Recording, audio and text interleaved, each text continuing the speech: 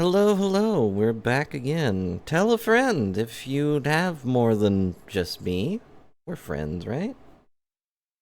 Boop. Wasn't able to find any conclusive evidence yesterday, as I never do. Seriously, when have I ever found conclusive evidence that wasn't stolen? Well, evidence that you could present right away, and the judge is like, that's pretty good. And then, of course, there's a counter argument like, no, you clearly made that up. I don't think that's ever happened. As far as I can recall, at least. You know, the only time we got conclusive evidence that I can think of was when we found the thing for whatever we were doing against original Von Karma, and then we got tasered. So that was fun. Yeah, a little late today on the stream, not only because still feeling gross, admittedly, but I'm feeling fine. You know, I'm Blue Mage Brilly and I'm fine.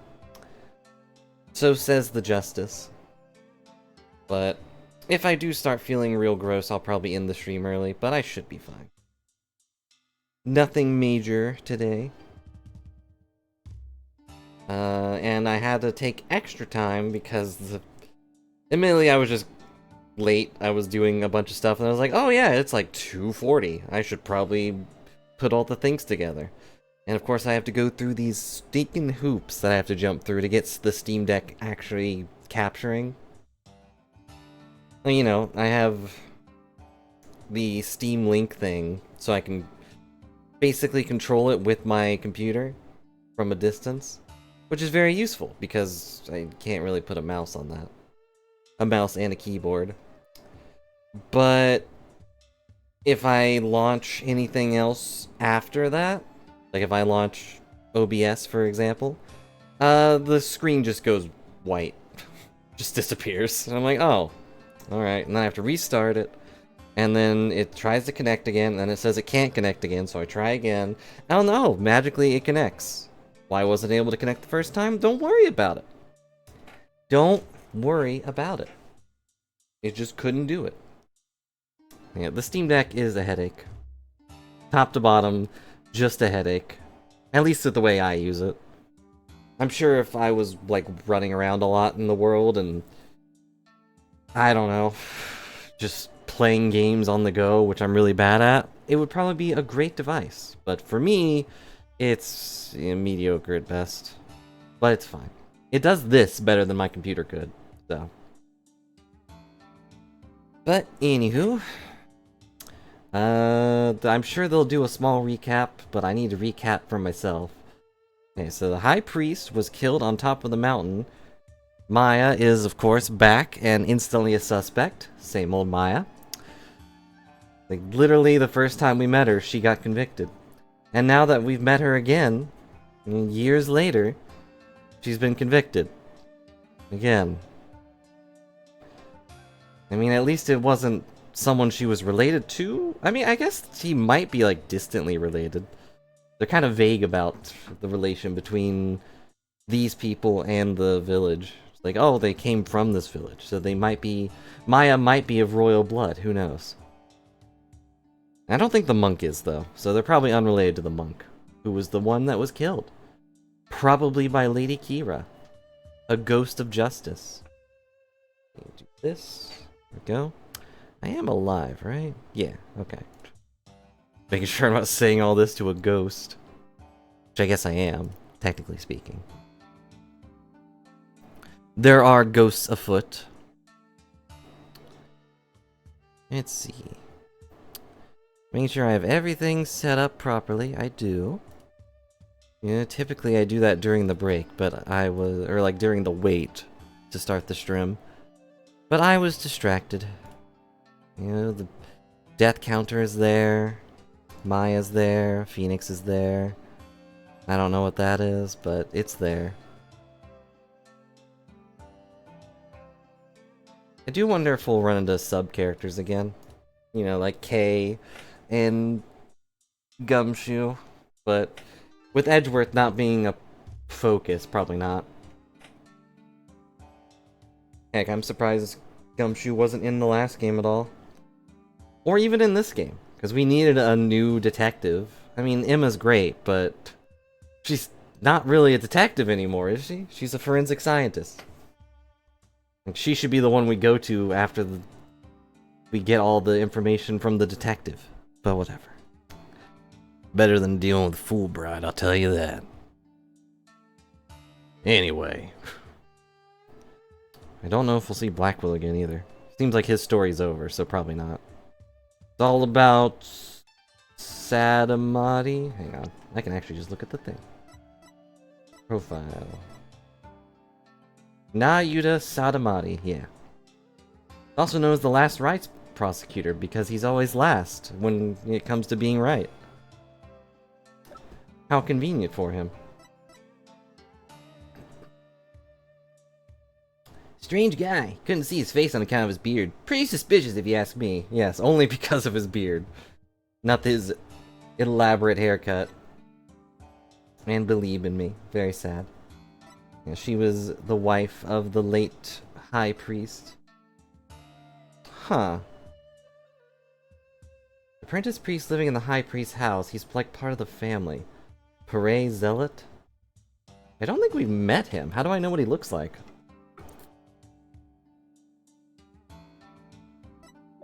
I don't think we've met him.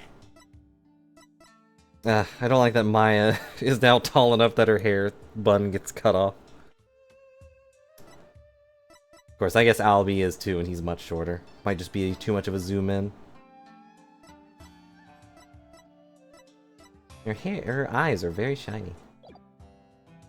But anywho, I've probably rambled on enough about the setup stuff. I'm excited for everything I've already said to be recapped. Well, I guess I didn't say that much. I mostly talked about the Steam Deck. I'm definitely not still buying for time to watch that thing hit 10 minutes. So you'll officially have been wasting 10 minutes on watching the beginning of the VOD. I wasn't able to find any conclusive evidence yesterday. But if I can figure out Lady Kee'ra's motive for threatening the High Priest, then maybe... Alright, Lady Kee'ra did threaten the High Priest with a letter. I forgot about that. Nick, today well... I don't look so down, Maya. I'm gonna defend you with everything I've got. That's what I'm worried about. You would do well to cease this insanity while you still can. Oh, it's you. I thought it was Sadamati. As I said yesterday, I'm gonna defend my client in court. Huh. Well, know this. You shall not witness a miracle of the sort that occurred last time. I'm sure we won't. Hello, Sivia. Of course you show up right as Rafa gets here. I thought Sadamati had come to taunt me, though, but I should have figured it would be Rafa. At the same time, though, it's clear that she has some motive here. She does get... I don't know. She's happy to taunt Phoenix. I guess that's what I'm taking from her being here and not just waiting. I don't Well, yeah, that's fair. Who isn't there to taunt Phoenix? Apollo does it in his head, for what that's worth. Is there anyone who doesn't taunt Phoenix at all? I'm going through like all the main characters and I can't think of anyone. Larry? No, Larry's existence is taunting. I want to say Mia, but...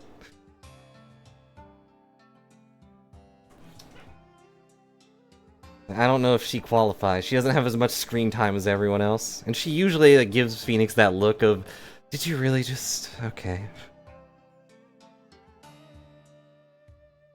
Anywho, welcome back. I'm sure I've forgotten something that's going to be really important later, but it's okay.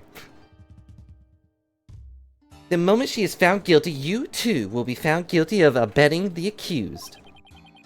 I never claimed to be a miracle maker, but I have made miracles. But I am good at discovering the truth. Unlike miracles, the truth is always waiting to be found, even if sometimes the truth is really scary. The truth, you say? Then it seems you have chosen your fate. This shall be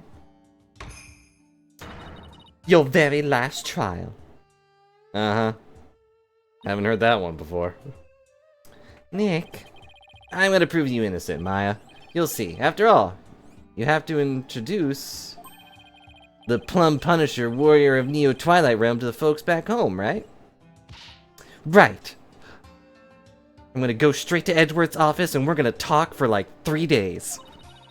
I may be defendant this time, and that one time, and the time before that, and I think a third time? But I'll be by your side like always, Nick. Thanks, Maya. Now don't turn into Mia this time. Also, are you allowed to sit? Whatever. Actually, no, she was by me every other time. Why not now? This place is tough on lawyers. I'll need all the help I can get. Plus, it's always good to have you on the team. Wow. Well, it's time. Let's go. And she didn't say anything. Just excited to hear that. Where is Pearls?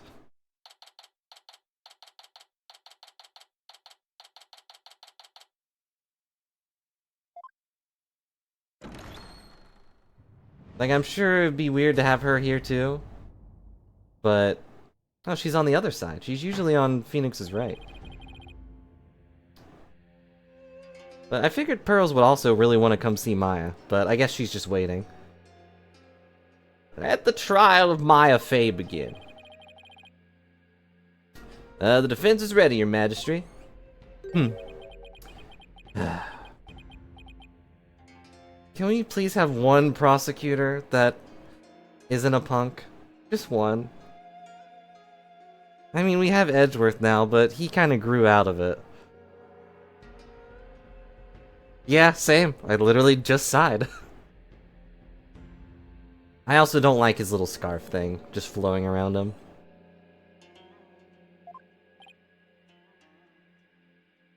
Oh, is there actually going to be a second prosecutor? Well, a third prosecutor. Payne doesn't count. He just kind of fumbles around and taunts you. Huh?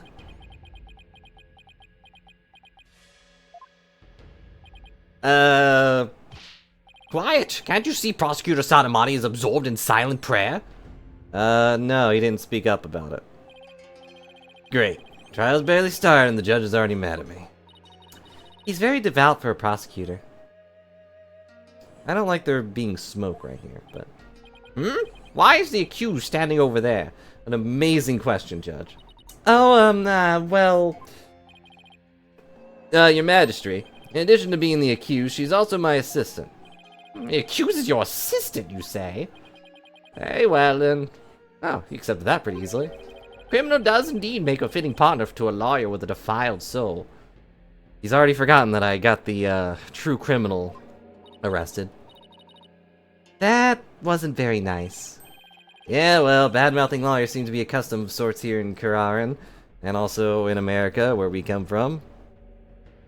And probably some other third country you've been to. I must say, I'm surprised to see you still here in Kee'ra, Mr. Wright. Even more so to find you in the Hall of Justice once more. I cannot fathom why you would willingly risk your life in yet another trial.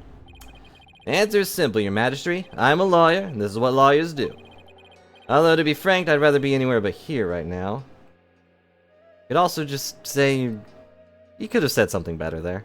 Like, I'm here to find the truth and keep innocent people from being prosecuted or something. And the butterfly's back. Not a ghost this time. Such foolishness. Ah, Prosecutor Sadamati, you ready to begin now? Sorry for speaking during your silent prayer. Yes, Your Majesty. The prosecution is ready. Let us begin without further delay. And yeah, it's not a ghost in this place, which makes sense. I guess. But first, I promise you both this. I will cast your wicked souls into the fires of hell. I'll put that on a get well soon card. Thus shall the soul of the victim attain salvation. Threats in the courtroom, great. Splendid! I'd expect nothing less of you, Prosecutor Sadamati. He saved the victim's soul, Prosecutor Sadamati. Punish the wicked lawyer who dares stop these last rites. I think I'll pass on a whole fire and brimstone deal. Yeah, I just got new shoes. But I'm not surprised by your words or stance, considering what Apollo told me about you.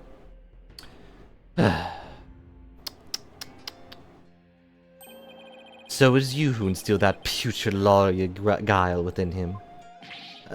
Putrid what?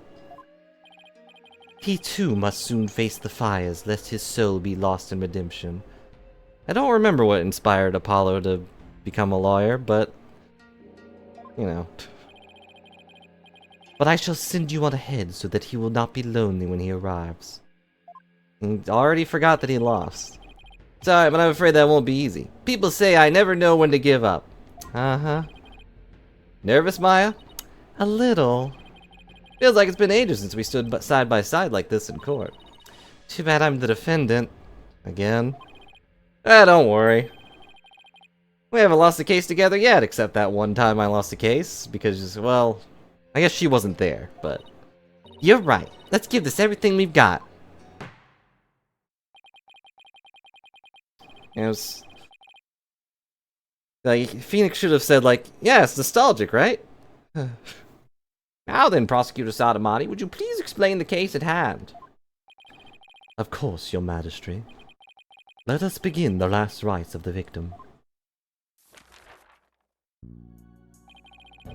Maya Fey has been charged with the crime of murder. The victim of a heinous crime was the High Priest Terrust and me. He was... I can't read. Or rather, I'm predicting words that aren't there. I'm tired. Shut up. He was conducting the purification rite when he was brutally slain. And the cause of death? Let us review the victim's autopsy report and the crime scene photo, shall we?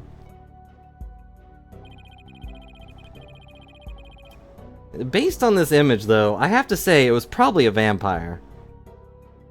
But sadly, the vampire is a couple of 1,000 years apart from here. I don't think it's 1,000. It's like 100 or something. Pray forgive me for instilling my hollowed chalice in this man's esophagus. The cause of death was a blood loss from a stab wound delivered to the abdomen. Sorry, his abdomen. The murder weapon was likely the warbird dagger, which was used in the rite. However, the weapon is yet to be found, though the scene was thoroughly searched. I see. A sacred relic used as a tool of murder. The Holy Mother's wrath shall be the most severe. Yeah, that sacred relic was always used for murder, right? The murder itself took place at the height of the purification rite. The accused had donned Lady Kee'ra's sacred robes, and the victim was there to offer prayers as the High Priest of Kee'raism. Oh, real quick. Sivia, you would know. I was looking at the profiles before you got here. We haven't met this guy, have we? I don't remember that face, but we have his face. The Parade Zealot. I'm sure he'll show up in this, but I don't think we've met him.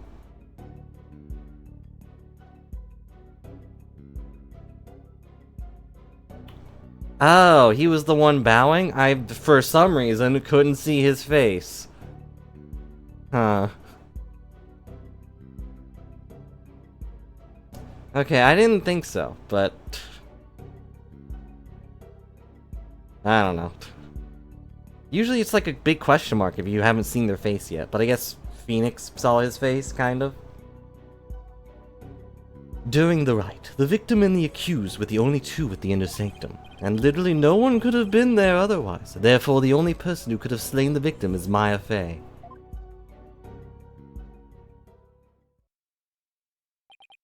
I must say that does cast a great deal of suspicion upon the accused. Indeed. Now then, allow me to submit the diagram of the crime scene as evidence in this case. Nice.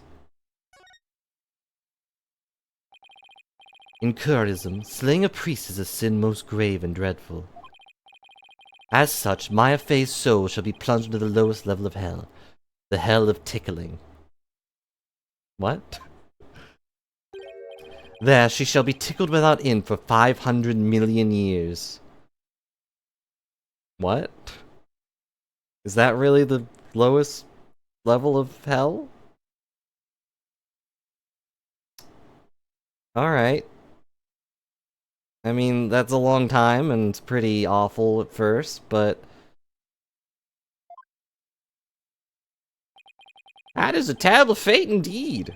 When the defense can't respond... And here I thought the lowest level of hell was the hell of back pain. Nope, that's just yours. I don't remember killing anyone, and I don't have that dagger or anything like it. As my client stated, she has no memory of the event as described by the prosecution. But more importantly, she had no motive to kill the High Priest in the first place. Objection. I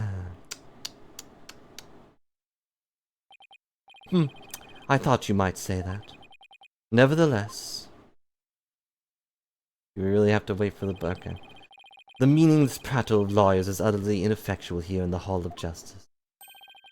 For all will be made clear by her benevolence, Rafa Padma Kurarin's insights. So it is, and so it shall be, even though it was wrong last time. I'm going to ignore that. The divination seance reveals the truth for all to see. Here we go again.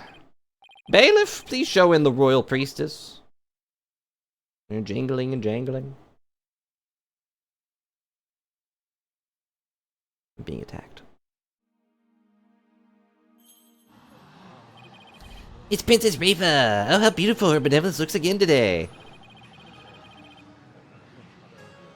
Okay, she's not standing on anything. Her little scarf thing is under her feet.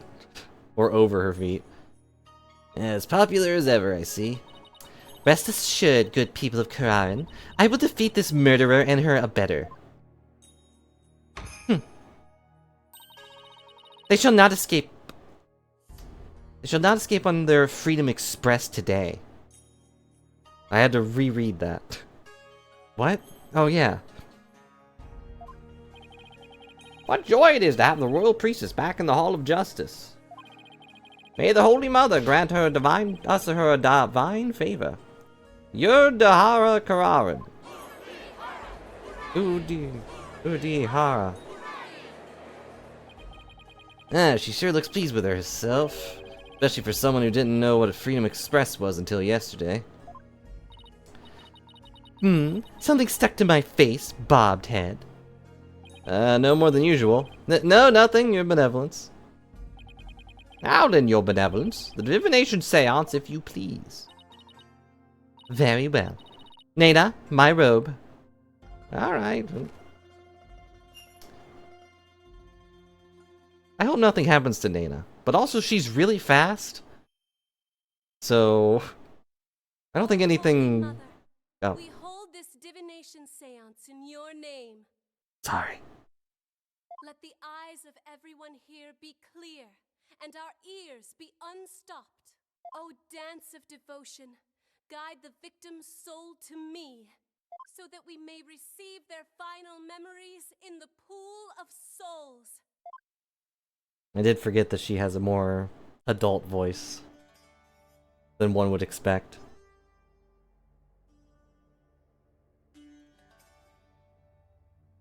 But I'll be quiet for her sacred dance. And she does not sound like a teenager now.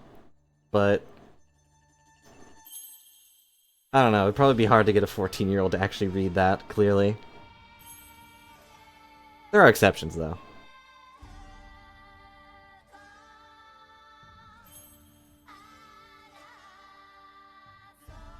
Yeah, I know I don't do a great feminine voice, but I think her having more attitude to her voice, even when she's being serious, would be more apt for her character.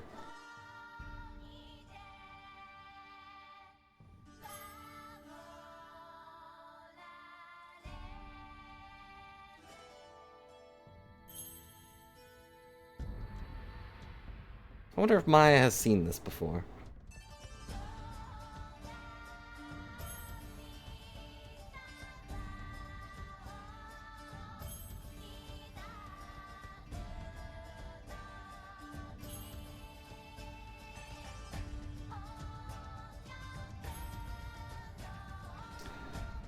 It's also a little sad that the others aren't in the background for this shot.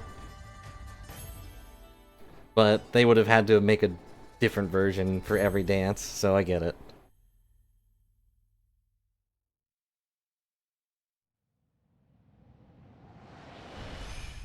Takes a lot less work to have just one.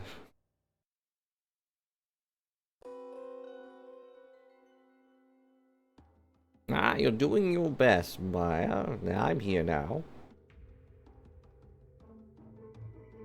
Mm-hmm.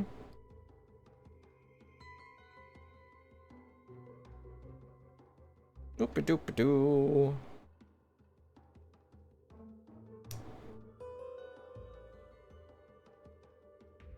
Wind?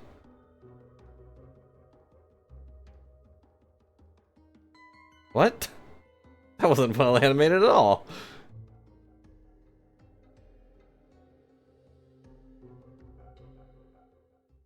And that seemed convenient. You didn't hear her falling over.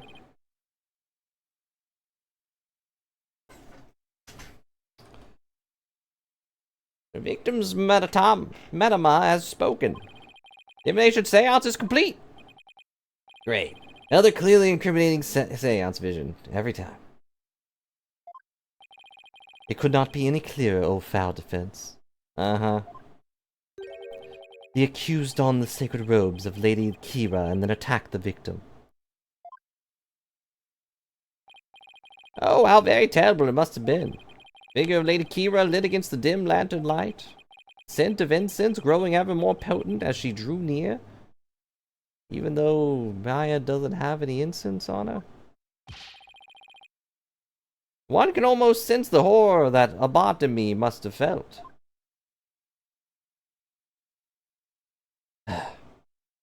He's so slow. The facts as presented by her benevolence are indisputable. But that wasn't me. Do something, Nick. Oh right, the robe does smell like incense, but Maya doesn't. Wouldn't the incense have been left on her? Oh well. I'm working on it. That couldn't have been any clearer. Looks like I'm in for another uphill battle. The accused committed this vile act during our ancient tradition, the purification rite.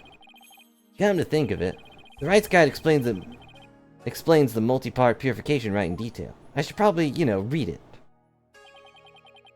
Transformation, right? The high priest reads scripture while a priestess dons the robes of Lady Kee'ra. The rite of water. Lady Kee'ra enters the spring and the high priest purifies her along with her dagger. The rite of fire. The priestess circles the sacred flames to purify her soul. Indeed. It would seem that the murder occurred during the transformation rite. The rite dictates that the high priests stand in front of the spring. Therefore, the accused must have attacked him from the direction of the broken lantern. Well, Bobbed Head, would you care to object? Of course, because I know my client is innocent. Heh, so you say. You truly do not know when you are beaten, do you? I managed to pull it off last time with Albie. I'll have to do it again. You intend to find fault with her benevolence insights yet again? It would seem liars are Pokuan creatures indeed. Or what? Look at that, whatever. What exactly is a Pokuan? Someone who's a real piece of work, so to speak. Thanks, Maya. They can call me anything they want. The only thing I care about is uncovering the truth. So, Bobbed Head, are you foolish enough to risk your life for your so-called truth? Yep. Because my insights are the truth. Just ignore the last one. To deny them is to willingly dig your own grave.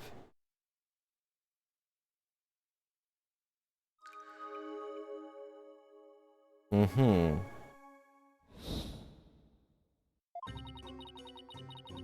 The victim commenced the purification rite by bowing to the lanterns and reading a sutra. Okay.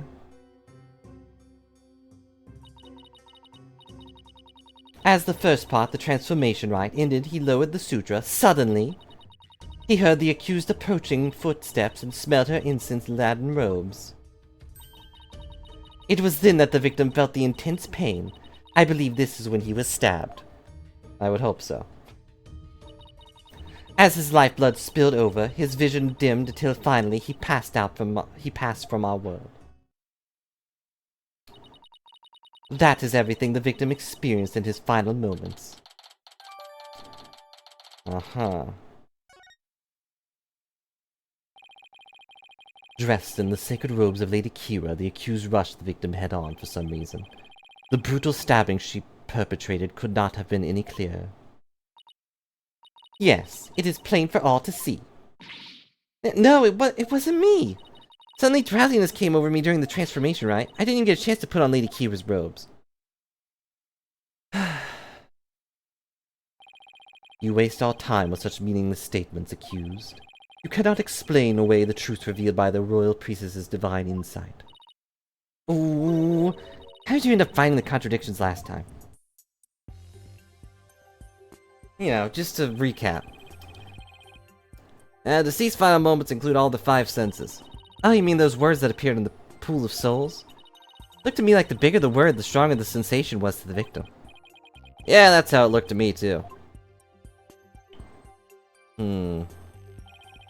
Sensations themselves are never wrong, only their interpretations. For some reason. That's why I tried to point out the mistakes in Rafa's insights the last time. So there could be contradictions between what Abotomy felt and her insights, huh? You got it, and I'm gonna find them this time too. Should I check out to point out contradictions in Rafa's insights? I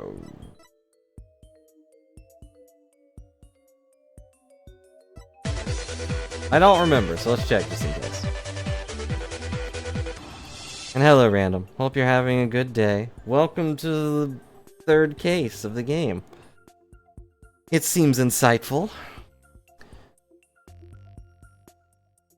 Meh. That's my answer. I can switch between Rafa's insight using these arrows or on the touchscreen or whatever those are. But I look for inconsistencies between them and the sensations in the upper screen. Who do you need to stab? The Sandman. Seance visions can be paused by touching pause on the touchscreen, or L. You can even jump to different points of the seance vision, by moving the minima mark to different panels or by pressing A or Y. I have to remember what the heck Y is. I think it's that one.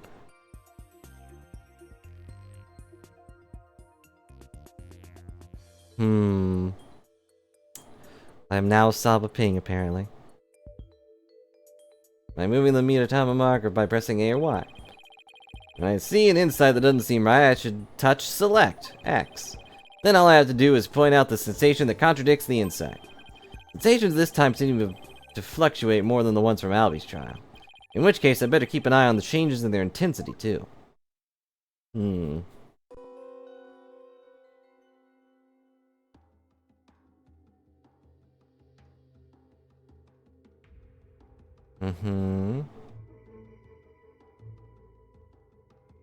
Hang on.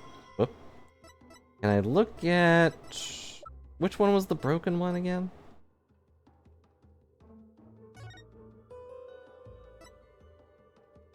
Okay, that was the one on the right side if you're looking towards the exit.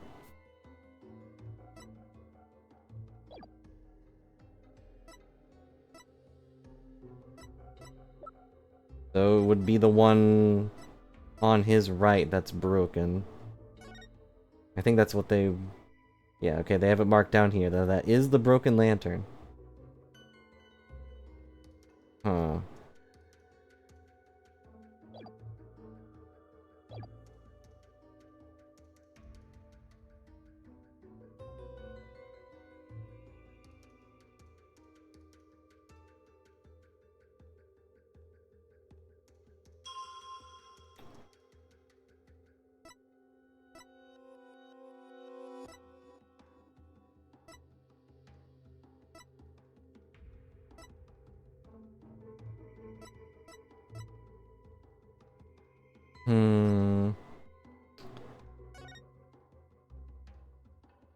What the?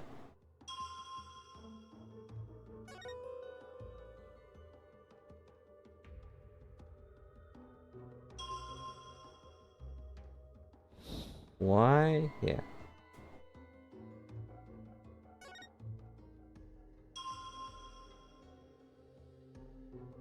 So, I don't know which one I'm looking for here.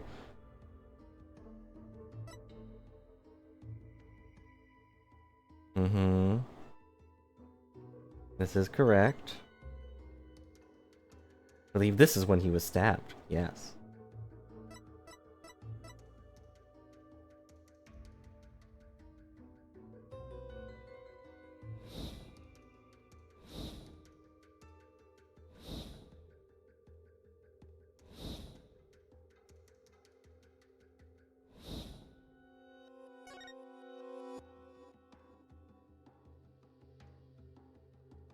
Mm-hmm.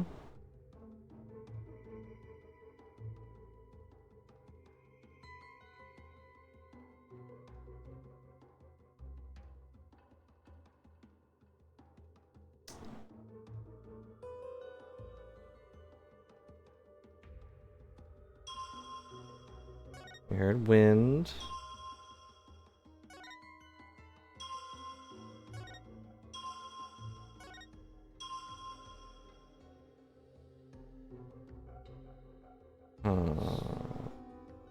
I'm not sure on this one.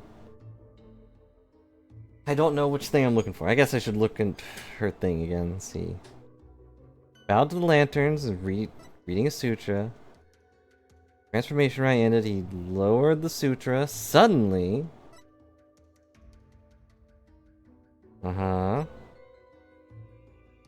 believe this is when he was stabbed. Correct.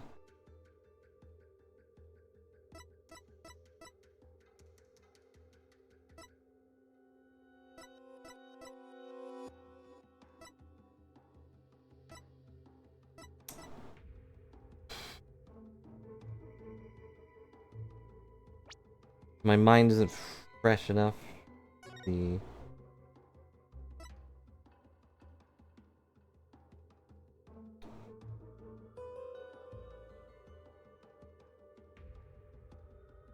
reads the scripture while the priestess dons the rose by Lady Kee'ra.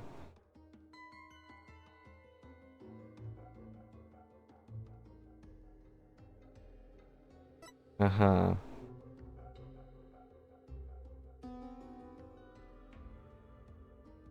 Wait, who wrote this last part? Basically, this whole thing is a fancy way for Lady Kee'ra to take a bath once a year. Must be nice to her. Must be nice to be her, haha.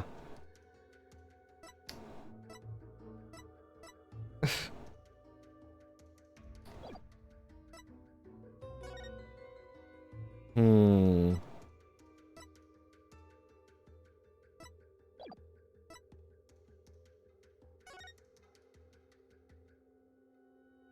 This appeared to have been into a Warble dagger, using the right. That's whatever mark they have or whatever.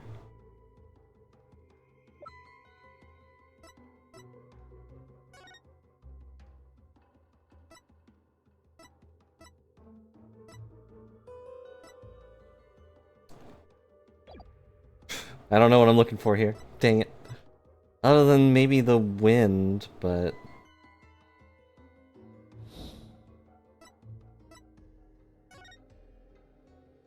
And then... Nope. Further back.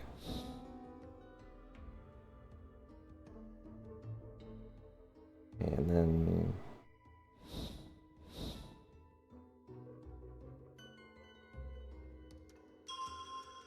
Right there, he hears wind.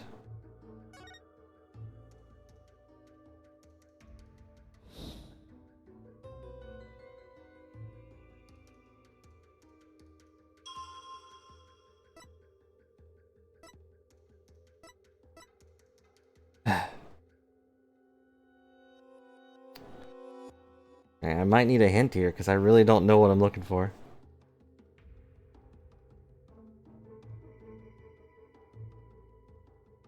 No, I blame being tired, but... I also just don't remember. Okay. I'm not gonna go take a nap. Let's work. Entrance was shut.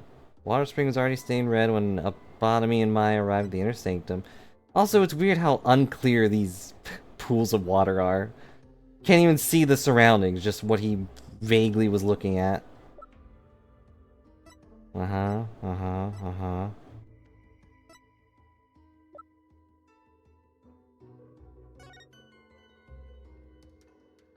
I guess if it was broken, it wouldn't be lit, but...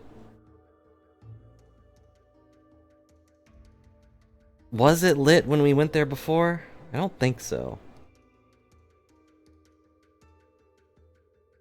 Curtain.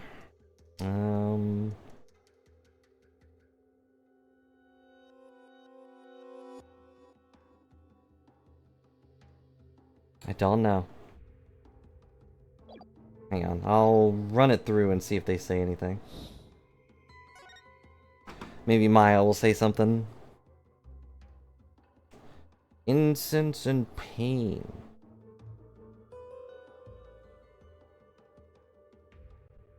Nope, it just starts over. Well. He bows to the thing. Bows to that one. I guess you can kind of make out the walls in the background. At least that one in the back. Like, I should be able to see all that snow.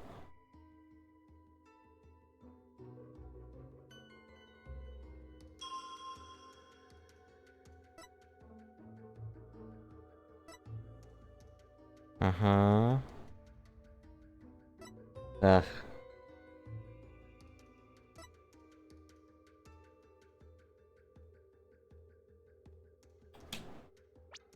See. Is there anything in the picture of him being dead?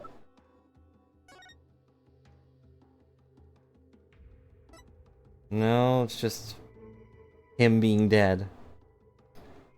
It is weird that the statue's covered in blood, too. The stab wound...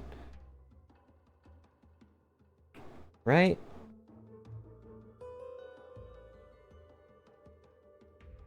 Stab wound wasn't that deep, I think? I don't know. This is one of the first ones where I'm just completely drawing a blank. Like, what am I looking for here?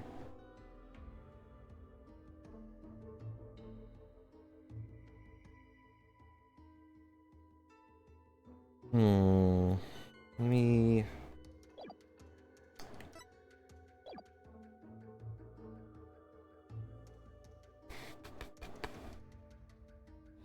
Vision dimmed till he passed on from our world. Reading a sutra. He lowered the sutra. Uh-huh.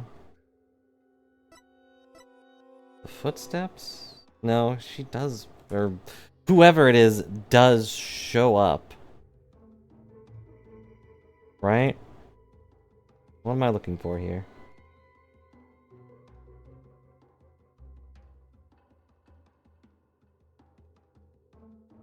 Hang on, let's play it again.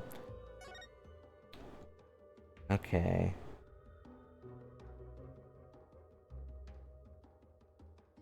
Reading the sutra, he lowers it. Wind. It's gotta be that. It's the only thing I can really think of.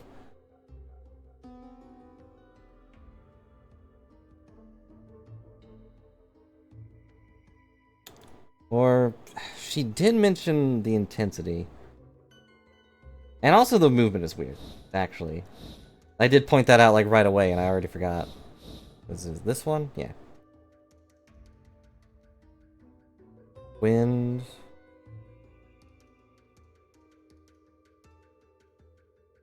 Oh, yeah. Well...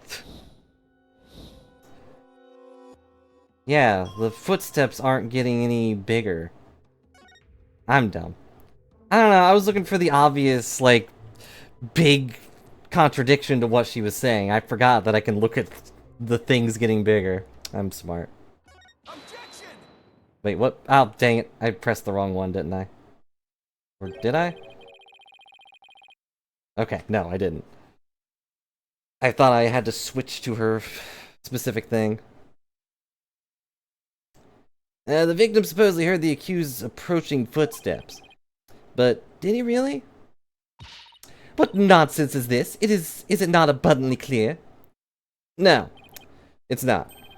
Because there's something strange about those footsteps. Just strange? Explain yourself, bobbed head. Alright, we're back in the game. Footsteps are strange because... the timing doesn't mean what? They don't get any louder. They're not getting any louder. Why exactly does that matter? Please focus your attention on the incense the victim smelled. The scent grows stronger the accused approaches. If the accused really had approached the victim, the sound of her footsteps would have grown louder as the scent of incense grew stronger. Why, that makes perfect sense! How can this be explained, your benevolence? She can fly. There must be a reason. Objection. It is as they say. Even a putrid worm of a lawyer will turn. Who says that besides you? What does that even mean? He's not exactly singing your praises, that's for sure. Still, we cannot discount this information solely on account of its lollery source. Lollery source? Your benevolence. Perhaps you must listen more carefully to the Abbot's mitama. Listen more carefully? What's he talking about? Yes, it would appear so. I shall try to refine the sensation. Refine the sensation? That's a thing you can do? I can more accurately gauge sensations by deepening my communication with the mitama. I didn't know you could do that. Why have we never done this before? Well, you've only had one case, and she was kind of thrown out, like, right away. By refining its sensation, a clear picture of the truth can be discovered. So is this why we haven't seen the background? Because she didn't refine it? Oh, blessed mitama, I beseech you, hear me now and respond to my call. Are we gonna see the snow now? No. Footsteps chained to bells? What could this mean? So the footsteps were his. That makes sense.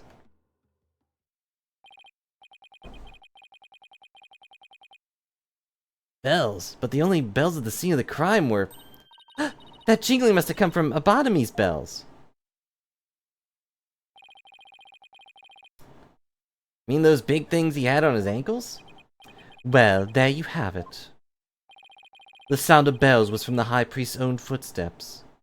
Wait, the sound of bells was from the High Priest's own footsteps? Then that means... If the footsteps belonged to the victim himself, means it was the victim who was moving, not the accused. Though it's weird he didn't hear Maya fall down. The victim was the one who went running towards the broken lantern from the spring. Huh?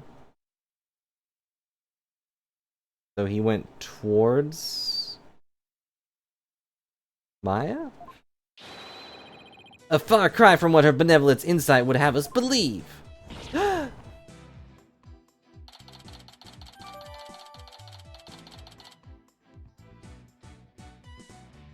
Did he impale himself?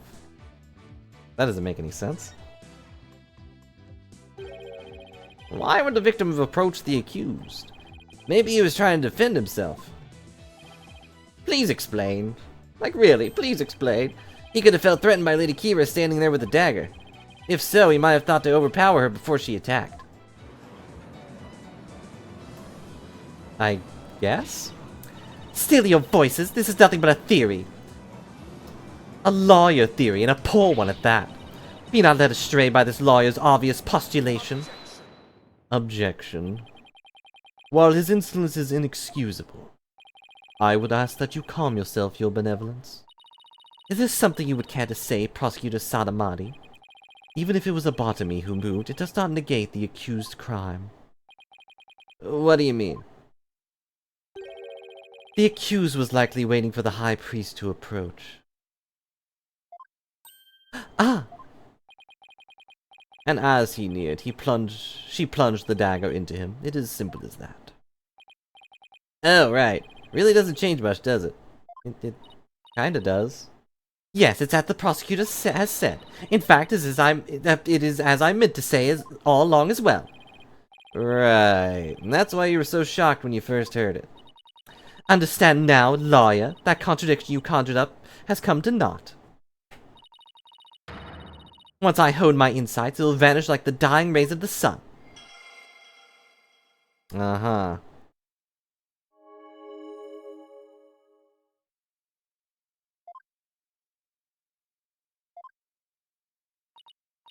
See, the fact that it was a botany who was moved changes nothing. Come on, Phoenix, you gotta keep your cool. That contradiction I point out must have means something. And one sensation changed after Princess Rafa refined her vision. There's a reason that something else might have changed too because of her refinement. I should focus on any sensations that have changed, while searching for more contradictions between them and her insights. Okay. A. So it would probably be after this. Wind.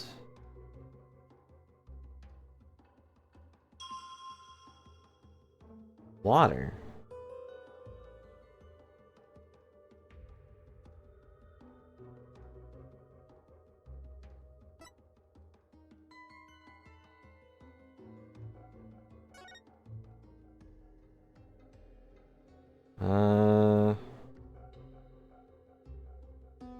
Do I present this again? I mean, I guess so.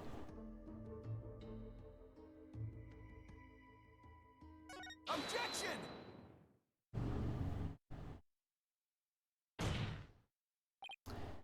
Hold it! How do we know the purification rite was pouring exactly as it was supposed to be? That's easy. The customs governing the rite are very clear, and a botany would have adhered to them. Now that's strange. Mr. Wright, could you care to explain just what is so strange? Yeah, I would ask you to consider the sound of the victim's footsteps. Again. And we just did this, but... the sound of bells changed to the sound of water at one point. What's this? There's water everywhere. It's simple. The victim must have stepped in some water. Oh? Yeah, and then the only source of water in the inner sanctum is the spring. And therein lies the contradiction. What contradiction? Leave the right started out as it should have. Victim stood with his back to the spring, and the accused stood right in front of him. But we now know the victim then moved into the spring. Paul Kunka, this is absurd. It means the accused location differs from what her benevolence insight indicates. Wait, does it? Then where do you propose the accused stood once she donned Lady Kee'ra's robes?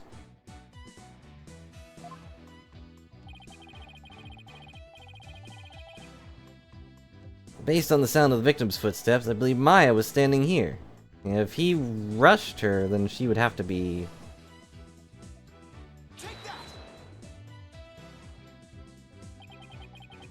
Till this moment, we've all just assumed that Abotomy and Miss Faye were standing where they were supposed to be, as shown in this Wrights guide. In short, the victim should have been standing with his back to the spring and the accused in front. However, if that's how they were really standing, he couldn't have stepped into the spring as he approached her. The problem is, the victim did step into the spring. It can only mean that Miss Faye had actually been standing in the water. But if this is true, then their position would have been completely reversed.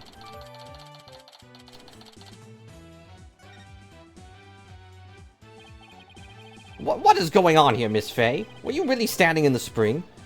I'm sorry, but I barely remember anything about the rite. High Priest would never make such an obvious blunder doing it right. What on earth? Is that even possible? That's enough. Be that as it may, this does not overturn my insights. It doesn't? Let us say the accused was standing in the spring. So what? So what? Completely reverses their position is what? That their positions differed from what is customary is rather curious. However, what does that change? Certainly does not erase the accused's brutal crime. Oh yeah, it doesn't. I guess you have a point there. Except it changes how he would have died, but, you know. You lawyers are an absurd breed. Never thinking ahead, you cling to the first insignificant contradiction you can muster. Well, she has a point there. Sounds like Princess Rafer has a pretty good grasp on what all lawyers are about. Oh, Maya. Where would I be without your brutally frank commentary right now? Not in court.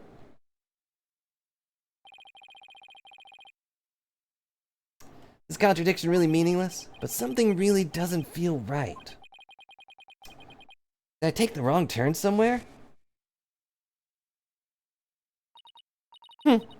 I will now amend my insight to account for this new truth.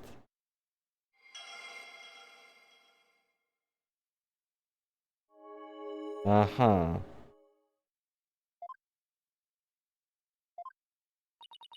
Why does it keep going to that one? Now the contradiction is no more. But the truth of the matter still stands, no matter how stubbornly you deny it. What do you have to say for yourself now, Mr. Wright? Nick? Your Majesty, this lawyer may have raised a trivial objection. But her benevolence insights have no further inadequacies of any kind. Yes, so it would seem.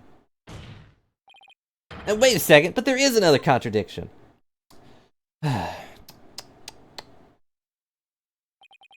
Still you flounder about, wretched beast.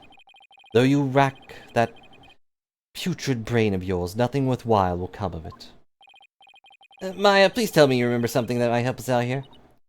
Sorry, I really don't remember a thing, conveniently. Now that the place I was standing has been changed, who knows? That alone may cause a new discrepancy with Princess Rafa's insights.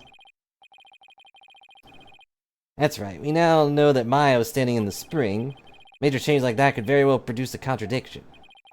So take another look at the inner sanctum diagram of the court record. Confirm where Maya and Abotomy were standing. Then focus on finding discrepancies between their positions and the insights.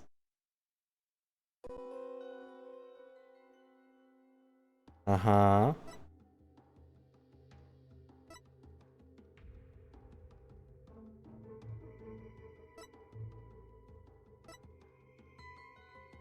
So this is probably the broken lantern one.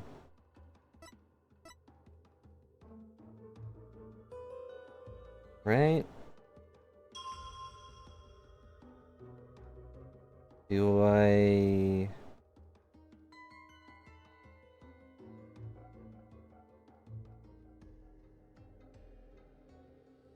I forget if I can pick, like... Yeah, okay. Objection! Guess everything in the picture is sight. Like, I wish I could slam my hands down like he does without hurting them. Your benevolence, I found a new contradiction. You did? No doubts but another of your vile attempts to slander my insights. Nope. Take a good look at what the victim saw. Just might change your mind. The lantern flame behind the accused was flickering. There is nothing unusual about that, especially as the wind is stirred. No, that's where you're wrong. If the accused had been standing in the spring...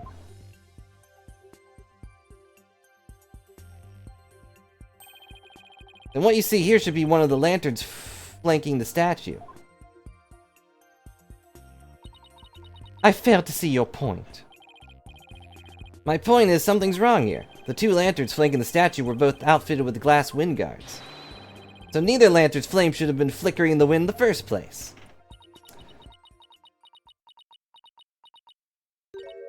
Heh. She seems pretty tickled, Nick. But we're not at the lowest pit of hell. I don't remember saying anything funny. I fail to see what you wish to prove here, but... Very well. I shall refine the vision and reveal the truth for all to see. Could you maybe just refine it completely from the beginning? That'd really help. Oh, blessed Minima, I beseech you, fix your sight upon the lantern here. Uh-huh.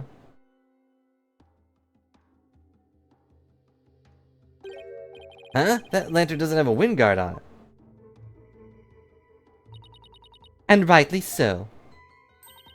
For the wind guard was removed to reveal the sacred flame within for the rite of fire. Therefore, there was nothing odd about the flame flickering. Say what? Say what? But when we searched the crime scene, those lanterns had the wind guards on. That's because the police put them back on. So the police messed with the crime scene? That's usually a big deal. The sacred flames have burned uninterrupted for hundreds of years, Defense. We could not risk them being extinguished even during an investigation. Except the broken one. That would never fly back home. Well, Bobbed Head, are you done quibbling? If so, then it's time to bow down before the testimony of the Minima. Nick, don't worry, Maya, I'm just getting started. Alright, let's go over everything we know so far. Maya was wearing Lady Kee'ra's robes and standing in the spring, kind of. High Priest is thought to have been moving towards her. So I should look for sensations that stand in contradiction to this arrangement. But it won't give up. Gonna find a contradiction that'll undermine the accusation against Maya. Well...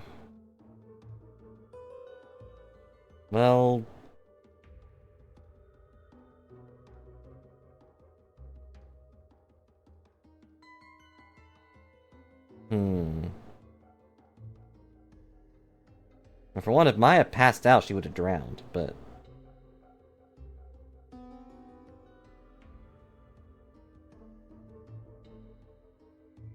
Wind... Pain... Lots and lots of pain. As expected, I guess.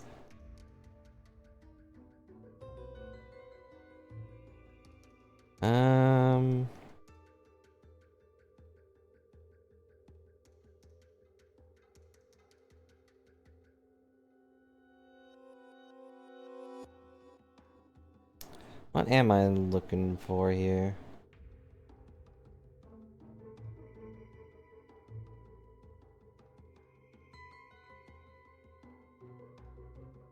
Wait. Whoop. Oh.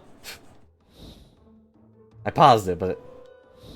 Can I go back to the lantern? I know the lantern's wrong, right? It's blowing that way.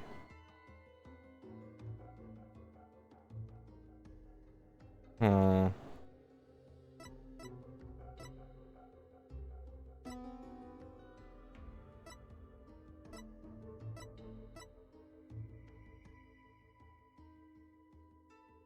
You tried to fight her off by the Springside Lantern, which we know is wrong. Because... No, would that be wrong?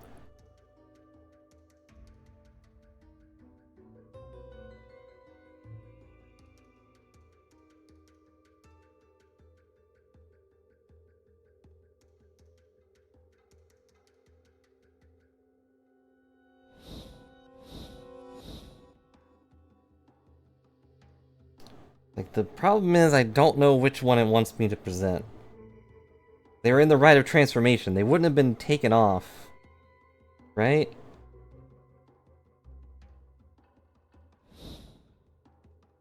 Whoops. I went too far. Oh well. He looks left. He looks right. You can also see the wall in the back.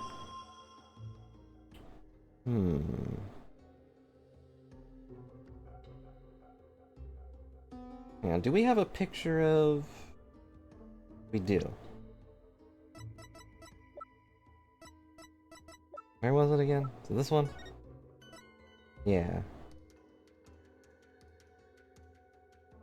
That looks to be the broken one. What the... Oh. I looked over at Sapphire and the whole chat was gone. She did her little backup thing.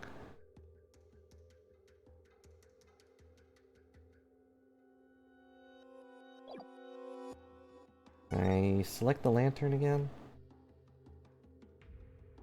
Objection! Yes, okay. What could this possibly mean? That lantern clearly contradicts the insight. This contradiction will overturn the entire case I've been building. You alright, Mr. Wright? One minute you shout out, and the next you fall silent. As usual. Perhaps it's like the bellow of one who's barreling down a hill with no way of stopping. No, I got a different animation for that one. Is that not right, Prosecutor Sadamati?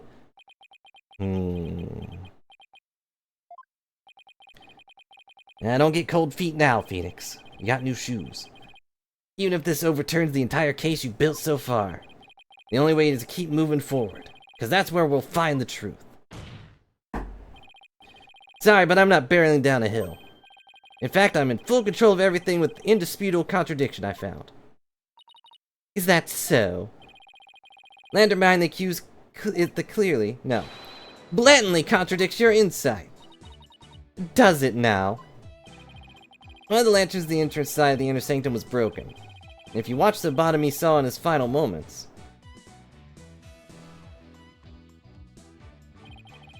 you'll notice that the lantern behind the praying form of Miss Faye is broken. It looked broken, but it's so hard to tell with this darkened garbage.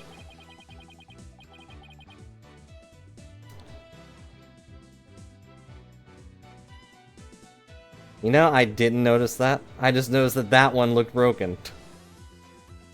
So he turned around?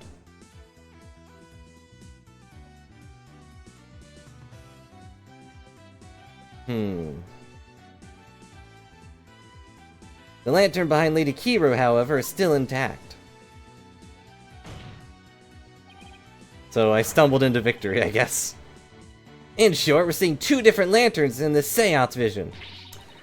How could this be? Even if it were so, how would that contradict my insights? Let me start by saying the claim I'm about to raise will overturn the case I've built thus far. Will the defense please explain himself? Welcome back, Mimikyu. It'd be their positions. Where the accused and the victim were standing. But did you not just finish asserting that the accused was standing somewhere else? I did. I built my argument on that faulty premise. But thankfully, it has led us here. To the actual spot where Maya Fey was standing.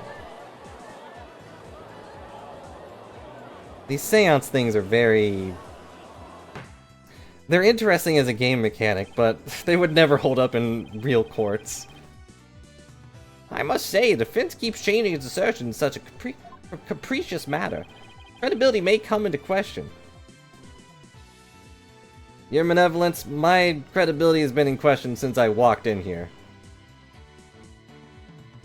Since I landed off that plane, my credibility has been in question. It literally cannot get any lower. I'm willing to take that risk, Your Majesty, because I believe this will be the last time. I'd like to start by pointing out the actual spot where the accused was standing. Very well. Show us where you believe the accused was actually standing. Based on the location of the broken lantern, where was Maya really standing? Take that! I wasn't thinking straight before. But now it's all falling into place. We know where the victim had stepped in. We know the victim had stepped into the spring. That means Maya Fey had to have been standing in the water as he approached. However, his memory, which has only now become clear, reveals that Miss Fey was standing on the side of the broken lantern. In other words, she was standing where she was supposed to be according to the custom. Hold it! Does that not bring us back to the very beginning? No. This is where things take a different turn. And I mean that literally. The victim had to have been moving towards the spring. That means that while he was moving, he had his back turned towards the accused. What's this? What's this? Do you mean to say the victim had turned around during the rite? Such an image appears nowhere in the seance vision. Actually, it does appear. Just that no one noticed until now. No one noticed? How could no one have noticed something so big? Because he has a giant thing in front of his face? The moment in the scripture the victim was holding was all we could see. Thanks to that, none of us could tell that he was in fact turning around that moment. It's almost like this vision thing doesn't show their entire vision. If it's as the defense asserts, that her benevolence insights no longer make sense. How do you intend to explain that? Objection. I don't need to explain anything, because it's just as you said, Prosecutor Sadamati. Her benevolence insights don't make any sense because they contain a huge error. Such insolence. You know, just as they did the last time. A huge error, you say? Do explain. The huge error is... well, there would have to be a third person, right? It's the only thing I can... like, the order of the Wrights have to be the same, because she's standing where she has to be. I don't even know why the crime scene one's there. It's a shame I'll take damage from this, because that's probably funny. Yeah, okay. I believe this is what happened at the scene of the crime. The victim was reading a suture when suddenly he sensed someone behind him. He immediately looked back to see someone dressed as Lady Kee'ra standing there. Wishing to see who it was, he approached the robed figure. Ah! Ow! That's when he was stabbed. This cannot be. Oh, but it can. And it is! The insight stating the accused stabbed the victim is wrong. And that is the real truth lying behind this testimony of the dead. Po! Palukanka!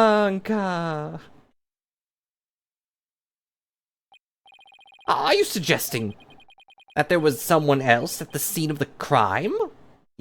Yeah. Have I misunderstood the voice of the Mitama yet again? This cannot be.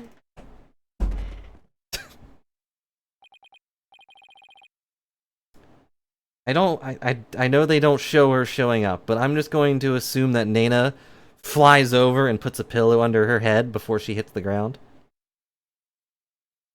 And that's my headcanon. Ew, that was a close one.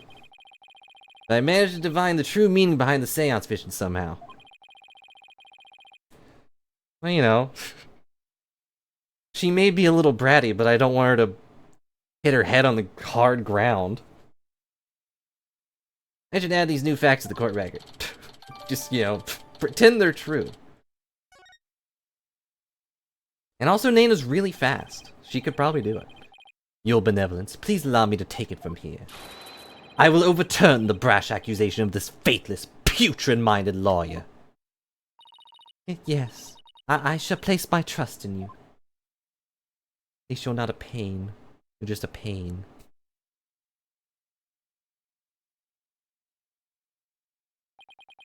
Are you sure about this, Prosecutor Sadamati? My work as an international prosecutor has taken me to courtrooms around the world. And in that time, I've learned to perform the last rites for souls and trials lacking a seance. Yes, of course. We'll just ignore that you lost the last one. Forgive my ludicrous inquiry. Moreover, I have with me a forensic investigator from overseas.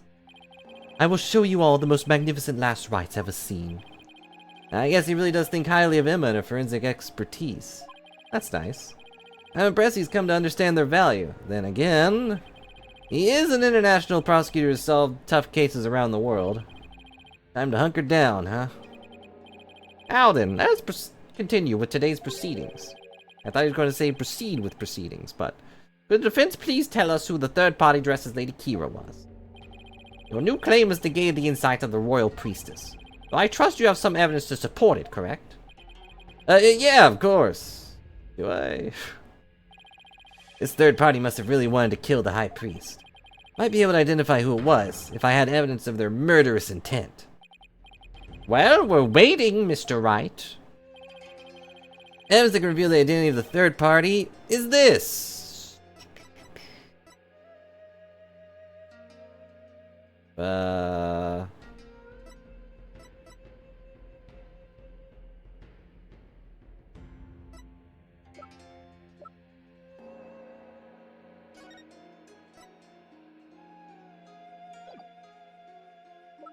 Which one reveals the third party? I assume it's this. It's the Lady Kee'ra thing, right? Yeah. I got nothing to really lose. Okay. 3 days before the purification, right? The victim received a warning letter from the unidentified individual. Doesn't really prove who it is, just that they exist. He did? Whoever sent this clearly meant to threaten the high priest. The letter said, do not perform the rite. But the rite went on as scheduled. I believe this is why the high priest was murdered. Who do you suppose sent that letter? Person with something to hide. The rebel hunter disguised as Lady Kee'ra herself.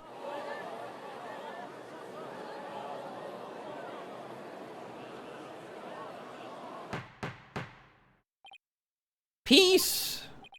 I don't understand. I had heard Lady Kee'ra has been in the news of late has only hunted rebels. It was not Taka. Taka wouldn't murder anyone. He'd just deliver their autopsy report. If so, why would she have killed the high priest? Excellent question. Maybe it'd help to think of it this way. What if the high priest had secretly been a rebel? The high priest? He couldn't possibly have been a rebel. A high priest, a devout follower of Kee'raism, a rebel? Do you even comprehend the blasphemy of what you speak? Well, do you? I too found it hard to believe at first. But as I continued my investigation, it started to become more and more plausible. Objection. Yep, just inciting that someone was a rebel of a country. Just casually. The third party was the rebel hunting Lady Kee'ra, and the high priest was a rebel. Your mockery of Kee'raism, no. Of the kingdom of Kee'ra itself knows no bounds. Whoops, might have overstepped those bounds. That shameless lawyer making a mockery of our religion. As faithful Kee'ranist, I take issue with these claims. And I am loath to admit them into today's proceedings. I don't like where this is going. The defense's claims are but vile blasphemy, tantamount to spitting on the Holy Mother. Is it really that big of a deal, Maya? Phoenix, you've been here long enough to know that it is.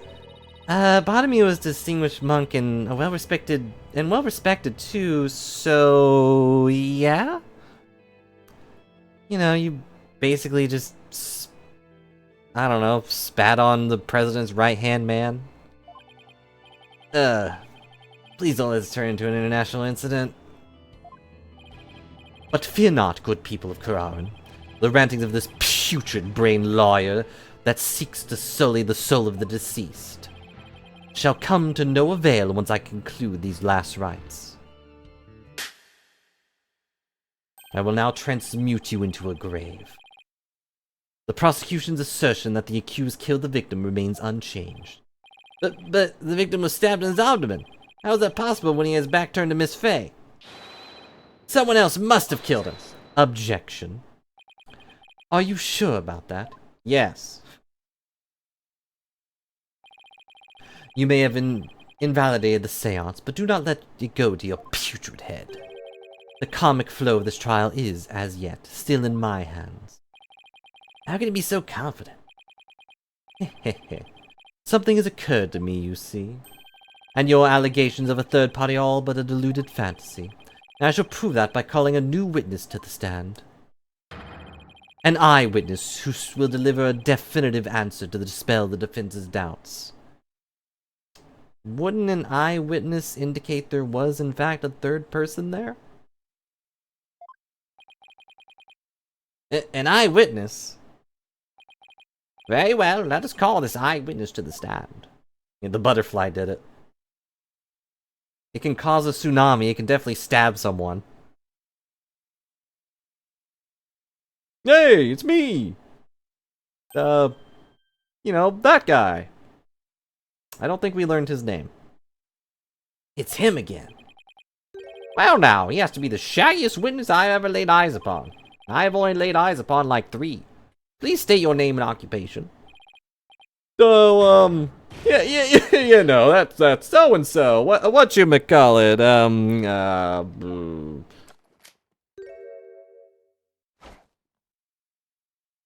I am... Anonymous TBD. At least that's what they've been calling me. Anonymous TBD. He's anonymous. I see. Either this is a ridiculously stupid pun, or they just didn't decide on giving him a name.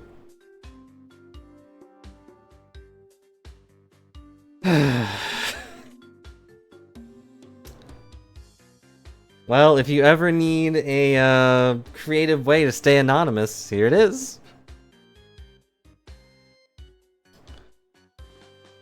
I thought Von Karma was silly.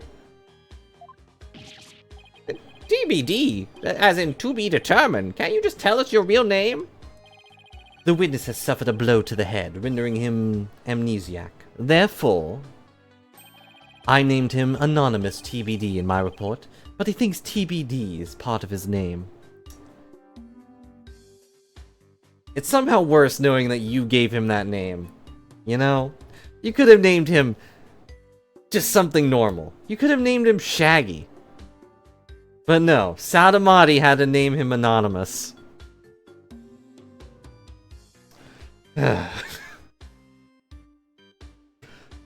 Well, at least we know he has some sense of humor. In that deep, butterfly-filled heart. Objection! Objection! You're letting an amnesiac testify?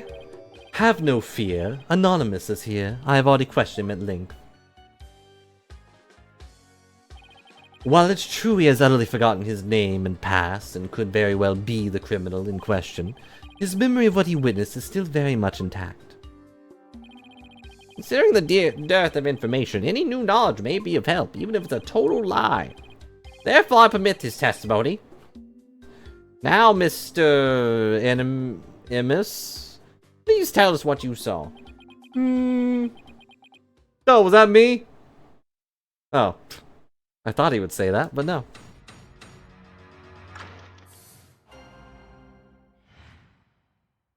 Night of the murder. That night I was up at the top of Mount Pony Pony, the mountain next to the sanctum. I don't know why.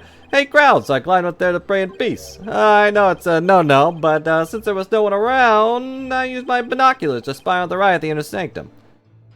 How do you know it's a no-no if you don't remember? That's when I saw the accused stab the high priest with a dagger. Like, whoa. There's no way you saw him his face stab the victim with a dagger.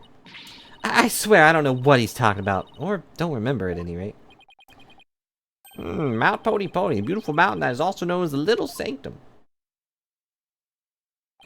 There's no way you could have seen that. Even with binoculars, that'd be impossible. Must be talking about the smaller mountain on the poster.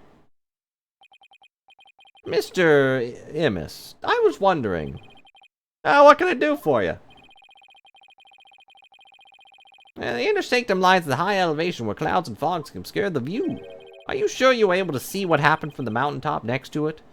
That's the most sensible question you've ever had. Good point. Wish I'd thought of it. His Majesty raises an excellent question. Well, Mr. Immis? On the day of the ride, there wasn't a cloud in the sky. I had a perfect view. If you don't believe me, check the weather forecast in the paper that day. Nick, don't we have the newspaper for that day? Yeah, let's take a look. It does say calm, clear skies, doesn't it?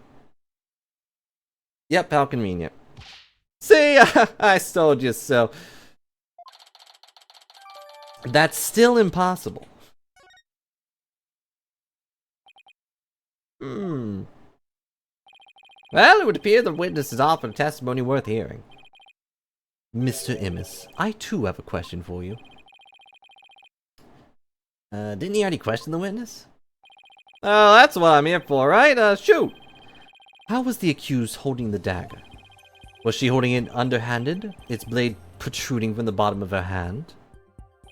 Yep, I believe she was. Called a reverse grip. How do I know that? Ah, I thought as much. Held it.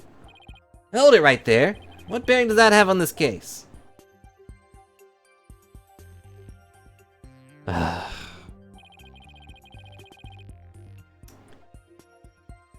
Cease your interruptions, you putrid-headed lawyer. Do you not see the significance in how the blade was held? Why don't you enlighten me, oh enlightened one?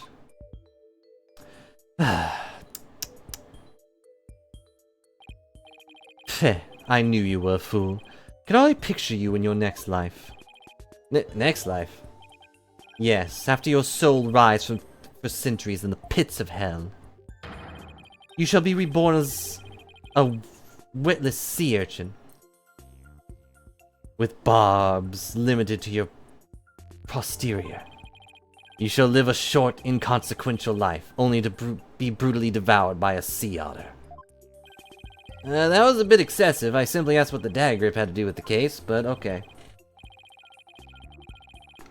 At least I'll still have a barbed something. Now, pay attention. How the accused held the dagger was of vital importance. With such information, we can infer exactly what actions she took. But wouldn't her fingerprints be on? You're saying that the victim was killed while he had his back to the accused. Is that correct? Yes? As such, the accused dagger grip tells us something very important. The accused approached the victim from behind, swung her arms around him, and then plunged the dagger deep within his abdomen using a reverse grip. That's impossible, Sadamati. We saw the killer in front of him. Thus, Mr. Inma's testimony clears up any doubts that might remain. Ah, and it coincides with her benevolence insights as well. Oh wait, no it doesn't. This is a disaster! I thought I'd blown those insights out of the water, but now they're back to haunt me. In the water. Now then, defense may cross-examine the witness. Oh, no argument this time. That's nice. But that's literally impossible for it to have happened. Also, what does the grip have to do with that? You can stab someone without using a reverse grip. It's more annoying, but... Uh-huh. What were you doing there? You sure you're not mistaken, Mr. Immis? Was it really Mount Pony Pony that you climbed? Oh, I'm sure of it. That was really Pony Pony-ish mountain. What does that even mean? You know, that... Now I think about it, it was a mighty fine view. Mm-hmm.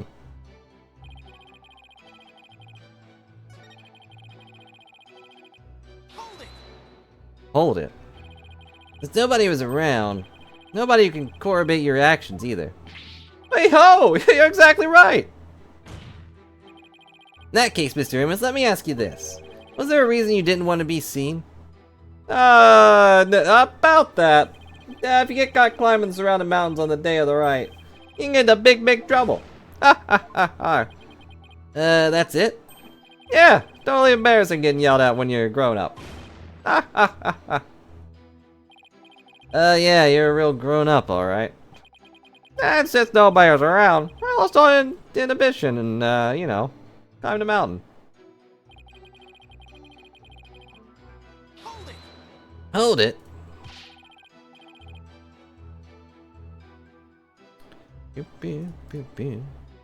had a pair of binoculars with you. That's pretty convenient. You weren't planning to spy on the right all along, were you? Actually, I just happened to have them for bird watching. Bird watching, huh? I see. You're not gonna keep pressing him on this? He's sketchy as heck, but I don't really have anything I can really sink my teeth into yet. Oh, okay then. I love the great outdoors. Just kind of guy I am. A guy called Anonymous to be TBD. He's really starting to get on my nerves. As I looked through my binoculars, I couldn't believe what I was unfolded before me.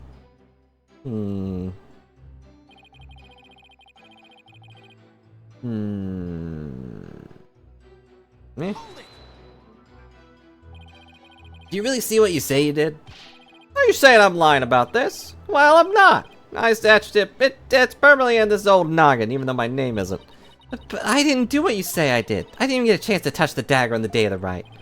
What do I know that? All I know is what I saw. I never seen you before in my life.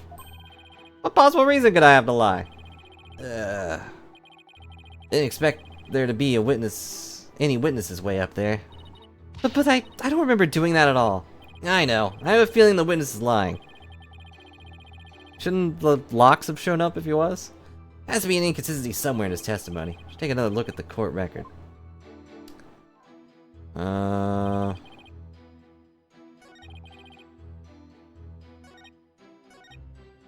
mean, really, this one seemed weird. How did you know to do that? But they're not really consistent with this. What do I have about this stuff? Kee'ra turns to the battle of rebels. The Kee'ra figure that appeared 2 years ago remains a mystery. Blah blah blah. Thick white ice that froze the ground from the inner sanctum of the Plaza of Devotion until yesterday is melted. Okay, so that doesn't really matter. Look out for a male insurgent who escaped Royal Penitentiary number 4 yesterday. Okay. Oh yeah, that's investigation only power. It's been in something, hasn't it? But yeah, you're right. I feel like it was in at least one court case.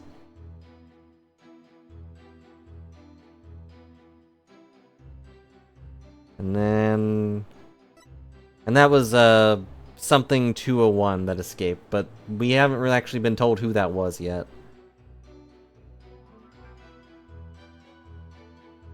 A cold front move overnight, but that doesn't matter.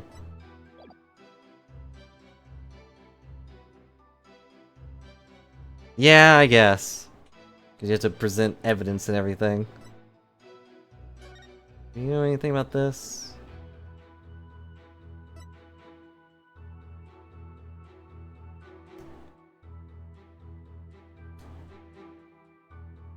Three-part ceremony over the summit of Mount Pony Pony.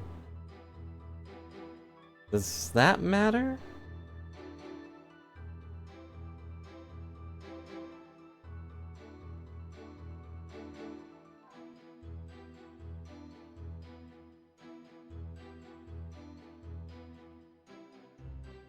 Yeah, if it was... Did this happen during the night? Is that why everything was so dark in his vision? I guess I should have read these more clearly. But...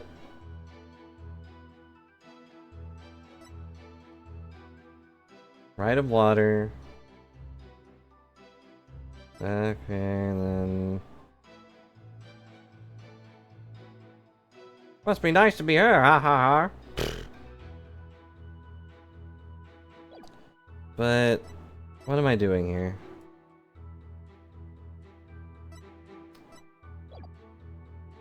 Let's see. I don't think we can present that yet. Actually, did I press this? I don't think I did. If you hate crowds, why bother climbing to the top? Couldn't you have just easily prayed at the bottom of Mount Pony Pony? Not wrong, Brocco. This is a once-a-year epic event. Wanted to pray as close as I could to the actual thing as possible. Now, you're so gung-ho about it, why don't you go play at the Plaza Devotion? Like I said, I hate crowds. I wanted to pray in peace. Oh, Holy Mother, why do I only get the annoying ones? You're praying to the wrong person there. And my burning fate demand I climbed up the mountain close to the inner sanctum. Also... well, next thing.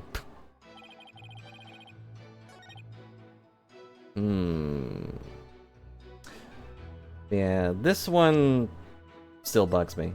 Like, that's literally impossible. Do I have anything that proves that? Yeah, okay. Objection! There we go. Jeez. It's like literally impossible to see in there. Majesty, or Magistry, not Majesty. I have my doubts about this bushy-bearded witness, but I know we can't trust him.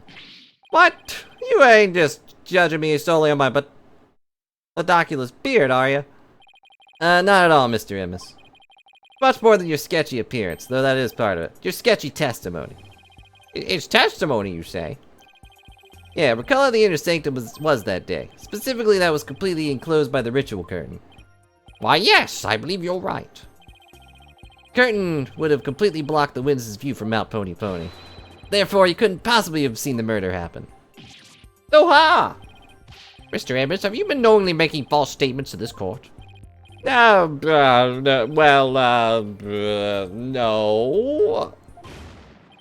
Ah, you got me. The witness will lower his voice. I didn't actually see the accused herself. Didn't actually see the accused herself? What's that supposed to mean? Well, let me set the record straight, I beg ya.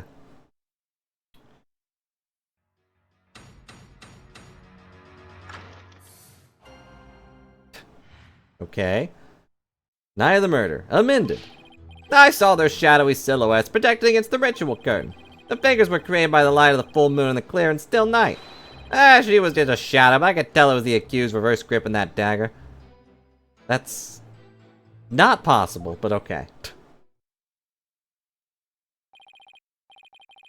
Shadows? That's what you saw? That's right. I could see where she was going, what was going on through the shadows protecting the ritual curtain. In the future, Mr. Immus, I'd rather you offer an accurate testimony from the start. Forgive me, I've totally already done that. My main man, Mr. Magistrate, chalk it up to my fuzzy memory and fuzzy beard. Though he saw but shadows, it's still valuable testimony that he's clearly lying about. You had to be kidding me. But what are we gonna do now, Nick?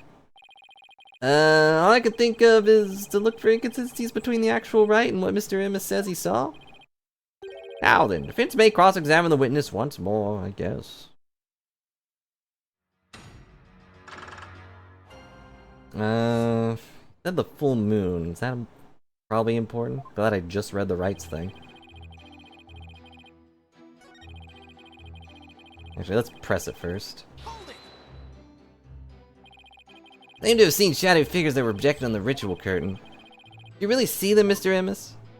Of course I did. The bright moonlight projected them onto that curtain, clear as day. Like watching a scene out in a horror movie and from my front row seat on Mount Pony Pony. Guess the moon does shine a bit brighter when you're way up there. Maya, do you recall how bright the moon was that night? I remember there weren't any clouds and that the moon was definitely, you know, it exists. I don't remember if it cast any shadows.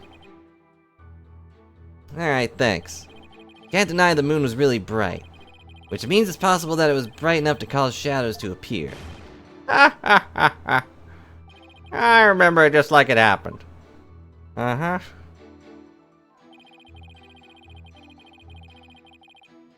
I mean, that one's also weird, but how can you tell that? Hey, what does the right thing say? This one. Uh-huh. The moon is directly over the summit of Mount Pony Pony. So, is that how...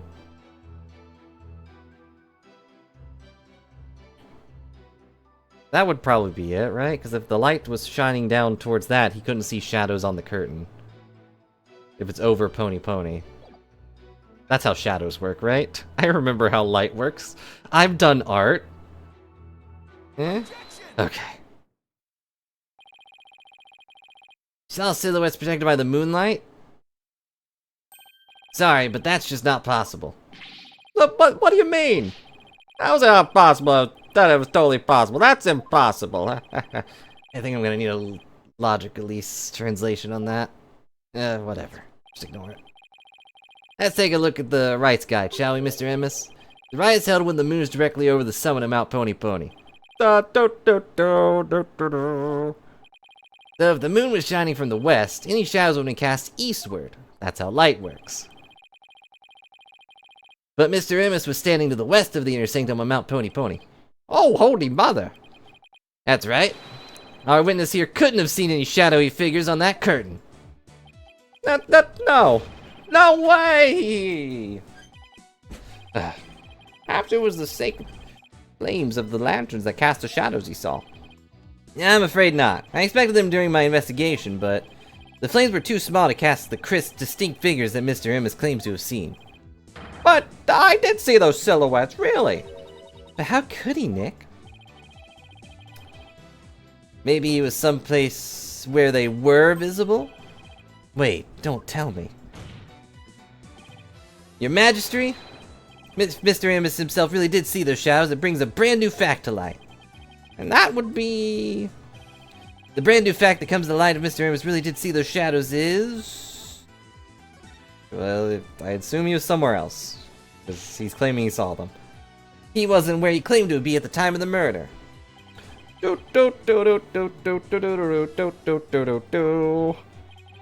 Oh, where do you propose the witness was?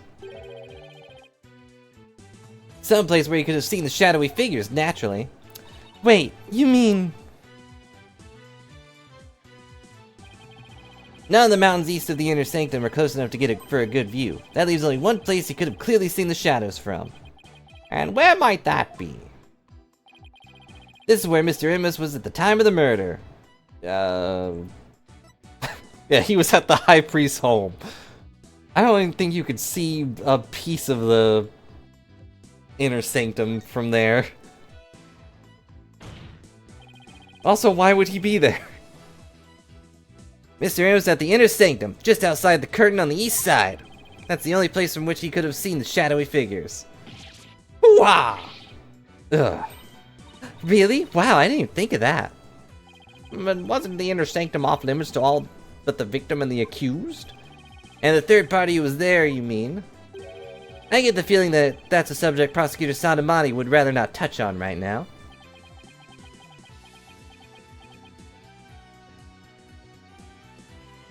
Sorry, I'm back. Dying. Ah, you mean... That's right, the witness was at the scene of the crime, which means that he is the mysterious third party we saw during the divination seance. He could be the one who was dressed as Lady Kee'ra and killed the High Priest. Go get! What? Objection. No one but the two participants were allowed anywhere near the inner sanctum, and the only way up there are the stairs that start down at the Plaza of Devotion. So tell me, how do you propose the witness entered that sacred space? Oh, you must have, haven't thought that far ahead. The sanctum is sheer cliffs on the three sides and steep, towering rock face on the other. No one could have made it there by climbing the faces of those cliffs. His Majesty speaks true. To say Mr. Emmis was at such an inaccessible location is but a bid to tarnish his credibility.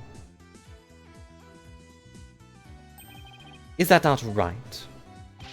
Oh, right. I wasn't out at the inner sanctum. No, sir, no how. At least I'm pretty sure I wasn't. Then what about those silhouettes you claim to have seen? I'm starting to think I've been imagining things. What? This is insane. That also kind of ruins his credibility. I knew we couldn't trust that liar. He's trying to frame the witness. Yeah, just ignore the prosecutor brought in a witness with amnesia. Peace, peace, I say. This is impossible. Unless I can show how he got to the inner sanctum. Just looks like I'm trying to slander Mr. Emmis. I believe in you, Nick. Rah, rah, sis, boom, bah. Fight, fight, Phoenix Wright. They went, like, all out on the weird references. I thought it was just Rafa being a dork, but I guess Maya's a pretty big dork, too. Just look at the accused. Has she no shame? What's your problem, lady? Phoenix Wright is very trustworthy, I'll have you know. She's got some nerve for a criminal. I bet that lawyer poisoned her mind. Please, Maya, you're only making it worse. I appreciate the vote of confidence, but it's probably best to keep it to yourself for now. I would advise the Fence to think carefully before making any sudden outbursts. Yes, your majesty. If I wasn't the bad guy before, I definitely am now. Now, Mr. Emmis, I would like for you to think back carefully before you testify next about where you were that night. Alright, I was, at home. Wherever that is.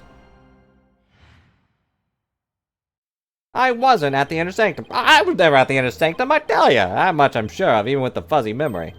Besides, it would have been impossible to get there in the first place. Boy, you lawyers sure are scary. Is that also part of his testimony?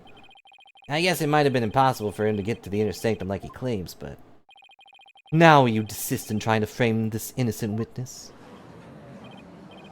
Yeah, I'd like to see you explain how he got up there. I've already got a feeling how he got up there. Mr. Wrights, it's not time to end these cross-examinations. Could you not take, like, 15 seconds off my life every 5 seconds? A moment of desperation leads to 100 million years of torment. It means that for each moment a sinner spends struggling to deny their sins, 100 million years of torment are added to their time in hell. Kee'ranism is the strictest religion ever. And just so you know, you've already occurred 200 million extra years. That's the 500 million years they started with. That's 700 million years of torment. 700 million years of tickling. I mean, sure, what's another 200 million years, give or take? That's a big deal to me. I keep saying that the witness was there at the inner sanctum. I can't prove it. Problem is, how am I gonna do that?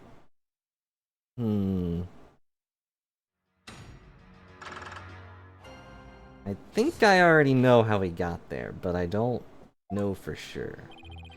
I was never at the inner sanctum, I tell ya. That much I'm sure of, even with a fuzzy memory.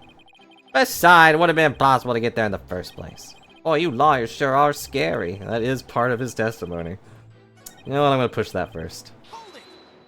Press that first. Now hold on, lawyers aren't scary. How about you say I was at the inner sanctum when I wasn't? Anyone who tried to frame an innocent man like that is scary in my book. Ignore the prosecutors do that too.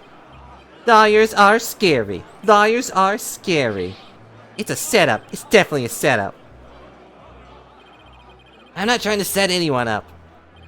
I'm going to provide evidence and explain exactly how it was done. The gallery speaks true. They know the depths of a lawyer's sin and the poverty of his virtue. Maybe some bad apples, but we're not all like that, you know. Don't worry, Nick. I'll still root for you, no matter how morally bankrupt you become. Gee, thanks, Maya.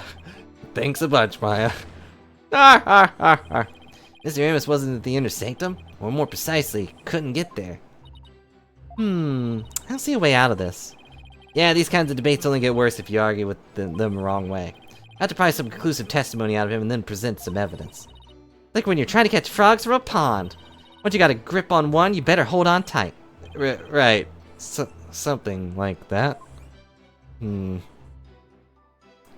don't know how relevant that was, Maya, but thanks.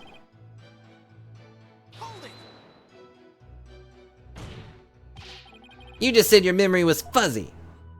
I sure did. What's the big deal? I'll tell you what. Your testimony is very credible if your memory of the events is fuzzy. Oh, no worries there. My memory may be fuzzy, but I'm very clear on one thing. Here we go again. If you ask me whether or not I remember what I did that night, I'd say I do. In short, you're confident that your testimony is true. Is that correct, Mr. Emmis? Exactly. Guess get to be a judge for nothing. So in close, I can clearly say I was totally not there. I was over here. Hold it. Whenever it really wasn't possible for you to get the inner sanctum. If you have something to say, just say it. Couldn't there have been some other way to get there? A way that wouldn't attract attention? No, there isn't. Totally. Which means there is. Perhaps the defense would share its theory with us. I don't even have a wild guess, let alone a theory, though. Time to reach into my bag of bluffs. To reach the inner sanctum without attracting any attention. Fell from the sky. Maybe you fell from the sky? Lawyer thinks he's a comedian now. I was wondering what crazy theory you would propose next. Well, defense, let's hear it. Mr. Emmis could have, parachuted down. We already know the weather was clear and there was no wind to speak of. Perfect weather for skydiving, I'd say. I know he doesn't click his tongue, but it seems like he would. Now that you have been backed into a corner, your delusions grow ever more delusional. The inner sanctum's on a tiny ledge upon the sheer cliff 2,000 meters tall. One misstep and a skydiver would soon find themselves in the Twilight Realm. Yeah, I don't care how still the wind is, even if I couldn't made that jump. Wait, what's the building on top of the Sacred Mountain? That's the Royal Penitentiary number 4. Why is it always number 4? Oh, right, the Princess Rafa mentioned there was a prison up there. How do you get your prisoners up there anyway? By helicopter, but only with authorization from the Minister of Justice. He's the only one who can approve flights that pass over the inner sanctum. How convenient. The guy with the cigar stamp. Might I also add, defense, that no parachute or any other equipment necessary for skydiving have been found. Are you saying I flew down there by flapping my arms? I may be an incredible dude, I think, but even I'm not capable of that. Well, please add that statement to your testimony, Mr. Emmis. Hey. I don't think I can fly through the air either. But we have something that can, right? We have something that can? Huh. To a long banner. Would that be what I need 100%? I think so, but... yeah, I got nothing else. Right? Objection! Okay. It's always the one they add. Mr. Emmis is right. He couldn't have skydived down there without any gear. Well now, I finally come around, have you? Now you see that I couldn't have possibly been there at the inner sanctum. Right. If you didn't have any gear, that is. What on earth are you talking about? That overreaction's a dead giveaway that I'm on the right track. Take a look at this piece of evidence. In the last game, there was one that Fulbright added that you had to switch it. But if you don't have to switch something, then no. I don't think any added statement has not been the next part. I'm sure there were other ones where you had to like, keep swapping them. But you didn't have to swap them, but you had to figure out which one was real. Those are prayer flags, are they not? Yeah, but they've been sewn together to create one big banner. A banner that can also function like a parachute. Palukanka. People of Kee'ra are so used to seeing prayer flags, the police didn't even think twice about those flags during their investigation. No, this cannot be! The witness landed on the inner sanctum by using these prayer flags as a parachute. Is that not right, Mr. Emmis? There's no way out! I'm surrounded! Mr. Emmis? Oh, this talk's jogged my memory. I guess I was there at the inner sanctum after all. Gah.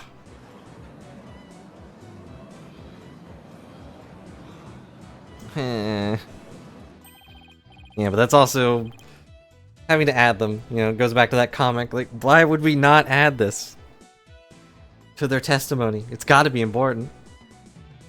As I suspected, there were 3 people there that night. You did it, Nick.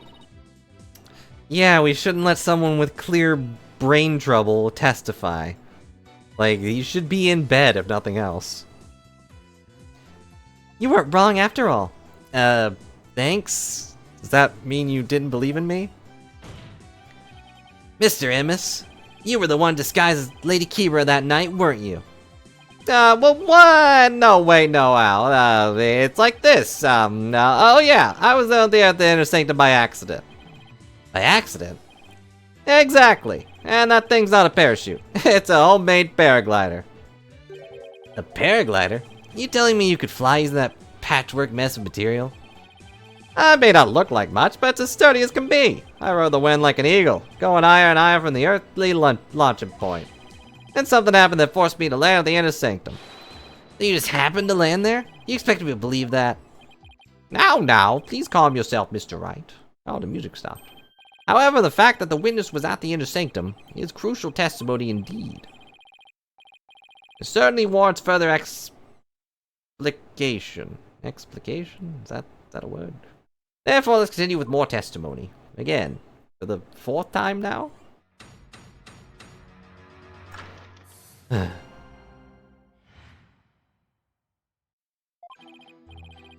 And even I was enjoying a trek through this night sky with my homemade paraglider.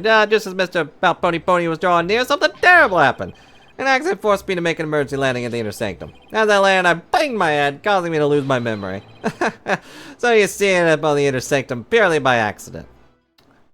Uh-huh.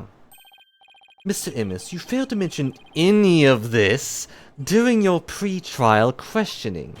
It can't be helped. I mean, I'm just remembering it now. Continue with such slipshod testimony and you will be cast into hell of hangnails, where you're hanged by your nails. You shall have hangnails grown and ripped out for 800 million years. That seems worse than tickling. Oh, I think I'll pass on that one. Looks like they caught Prosecutor Sanamati off guard. This may be my chance to rip his case to shreds.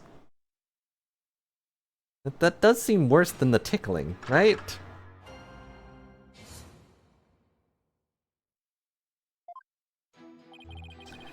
Enjoying a trek through the night sky with my homemade paraglider. I don't know where to go on this one. Enjoying a trek through the night sky with your homemade paraglider? Yeah, I was enjoying a night stride with my paraglider. Yeah. You didn't go to pray? A devout Currenist like me can pray anywhere, even while flying through the sky. I wouldn't recommend you try it. You're bound to end up dead. A paraglider? I didn't see anything like that. That's cause of the ritual curtain. It blocked your view. You should have seen me majestically soaring between the mountains. Really? What do you think, Nick? Don't ask me. I was really enjoying that flight. At first, anyway. Well, how did he get up there? There was no wind.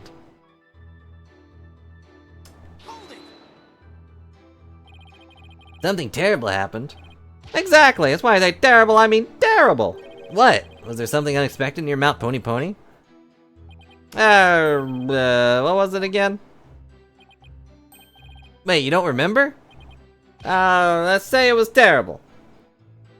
No, you need to explain that. What exactly was the accident you had? Good question. Now what was it again? Wind? Oh yeah, it was the wind! Not just any wind, but a sudden gale force wind. Made me lose control. The wind was strong enough to make you lose control? And made me lose my mind. You got that right. Okay, then please add that to your testimony. Yeah, force winds came out of nowhere, so I made an emergency landing at the Sanctum. You know, speaking of things being added.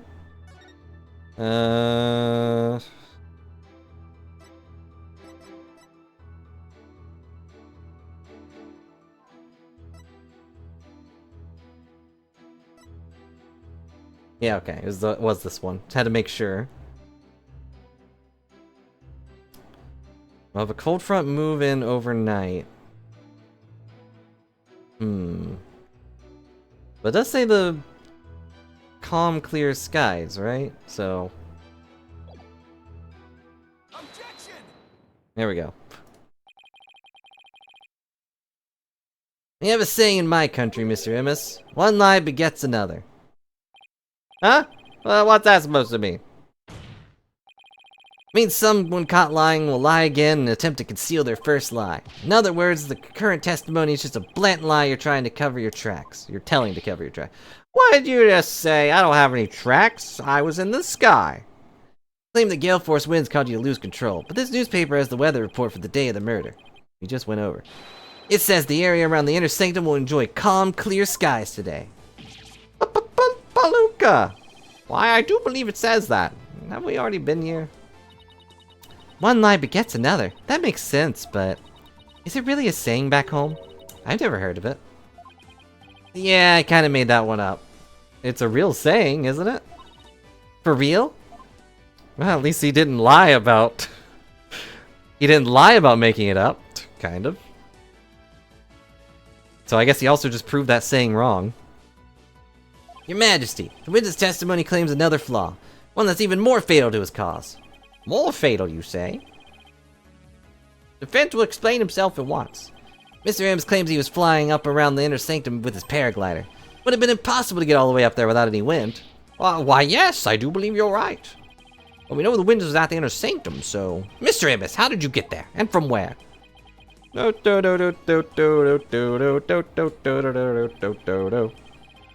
Any wind, he couldn't have flown up there from the bottom of the mountain. By process of elimination. The only starting point that makes any sense is... Your Majesty, I believe we have the answer to the question. To reach the inner sanctum, Mr. Immis must have launched himself from here. No. I like this tiny mountain in the background. Just the detail they didn't have to add. Hoo-ha! Are you insane? That's where he came from? He couldn't have come from below. The only option is from above. So you see, Anonymous came down from Royal Penitentiary number 4. From there, he could have easily reached the inner sanctum by parachute. And that means he might have also killed the High Priest. What?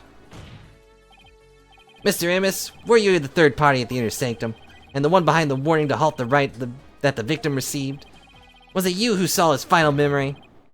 Are you the rebel hunter, Lady Kee'ra? Hoo-ha!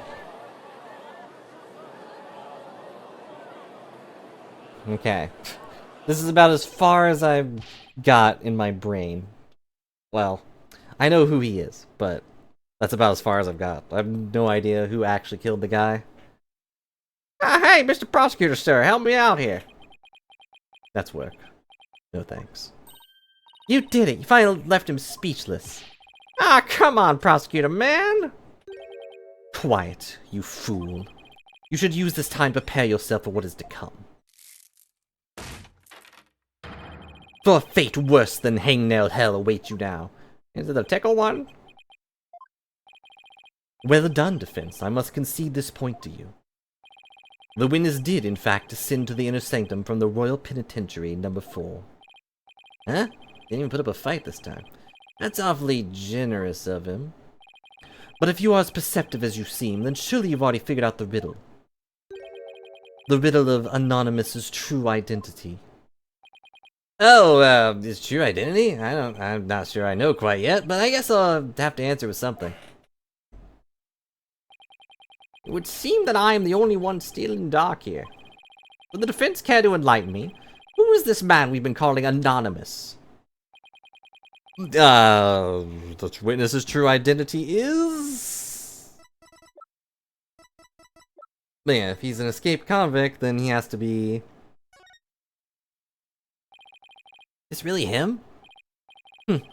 Only now do you realize the truth.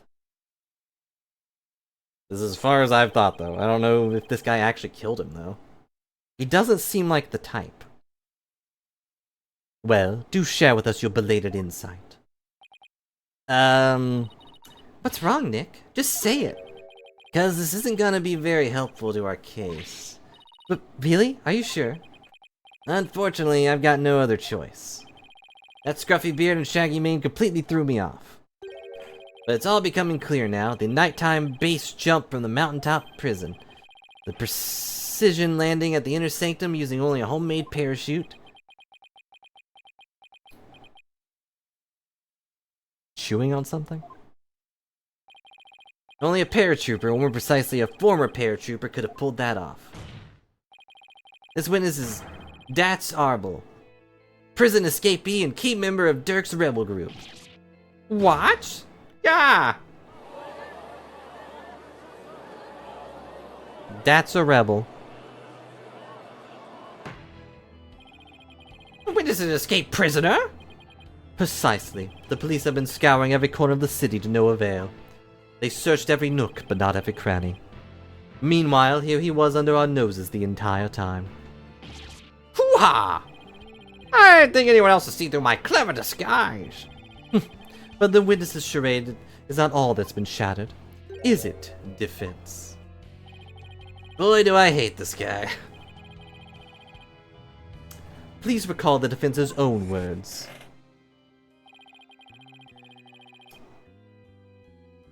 Whoever said it clearly meant to threaten the High Priest. The letter said, do not perform the rite.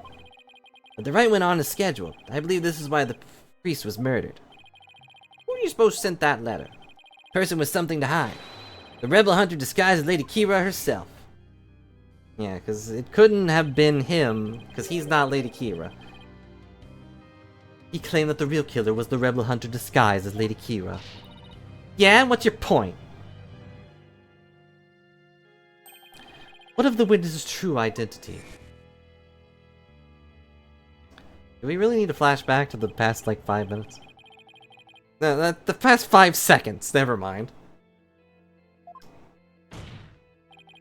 This witness is Dats a rebel, prison escapee and key member of Dirk's rebel group. Oh no. She didn't do her shocked animation. He is a rebel and an escaped prisoner. He could not possibly have been Lady Kee'ra, mortal enemy of the rebels. No.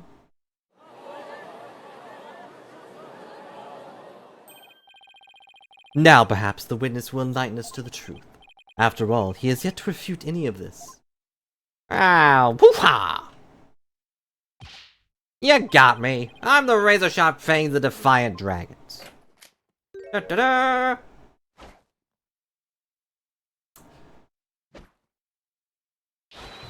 That's a rebel! You know, he put on this amnesia act the whole time. But I guess his actual personality wasn't an act at all.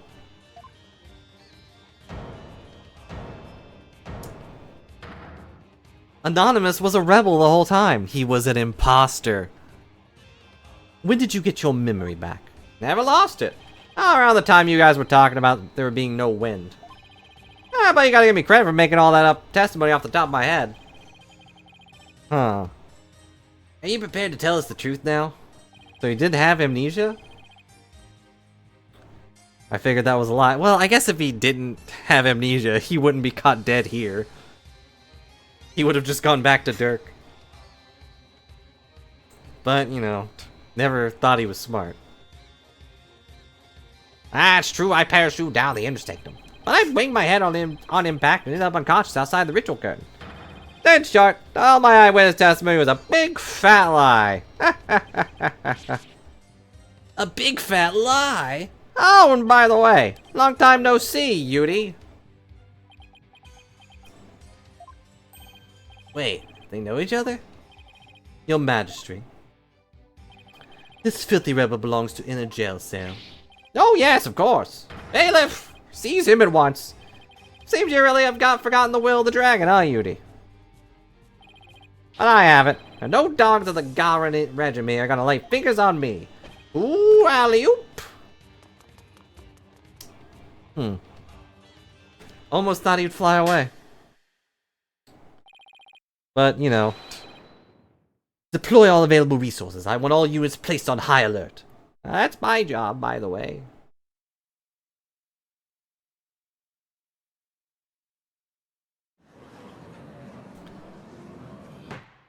So Sadamana used to be a rebel, huh? Or maybe he still is. Escaped prisoner, escaped again. The police force has been placed on high alert. He will be caught before long. Also, we're lowering the pay of the bailiffs who failed to capture him. An escaped prisoner escaped the law again after giving off a false testimony. Talk about a troublemaker. Really pulled a number on all of us. What was the point of all that anyway? Was just kind of a big waste of time, huh? Hell, I can't help but feel that entire episode was an enormous waste of time. Really, stop talking. Your Majesty. Thanks, game. Perhaps it was not a great waste of time, as you might believe. What makes you say that, Prosecutor Sadamati?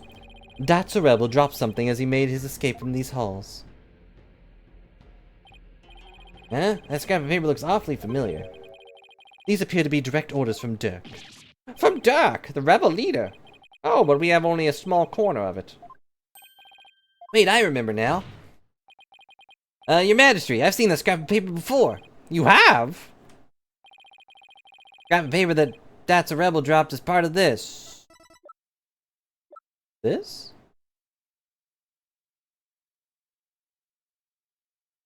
Is that the only letter I have?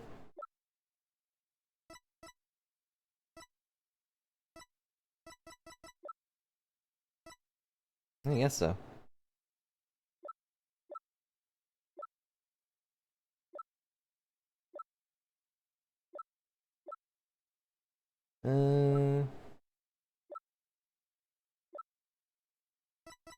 Yeah, I guess it has to be this one. Take that! This is... I found at the scene of the crime. Appears to be a copy of the order that the Mr. Rebel dropped. We put the two together, we should be able to read what the order says, even though it's covered in blood.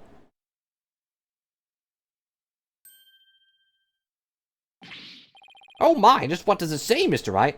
I don't know. I can't read. I can't read Kuranese. Ah, Prosecutor Sadamati, if you please. The ignorant lawyer has not bothered to learn our language. Very well, then. Only been here for a few days. 2 weeks, I think. I do not understand. Well, what does it say? Using the lamplights as a landmark, he was to parachute down into the inner sanctum. Upon the Wrights' completion, he was to don Lady Kee'ra's robes and make his escape. What? That was how he planned to escape from prison? If I were to assume Mr. Rebel was the one who killed the High Priest, then maybe it was because Abotomy tried to thwart his escape plan? Oh, foul lawyer. I'm afraid that this is simply ludicrous. Huh? I didn't say anything. He's reading my mind? I know how your putrid mind works. Unfortunately for you, however, that the rebels' escape plan has been revealed. It is clear that Datsu Rebel is not the High Priest's killer. How can you be so sure?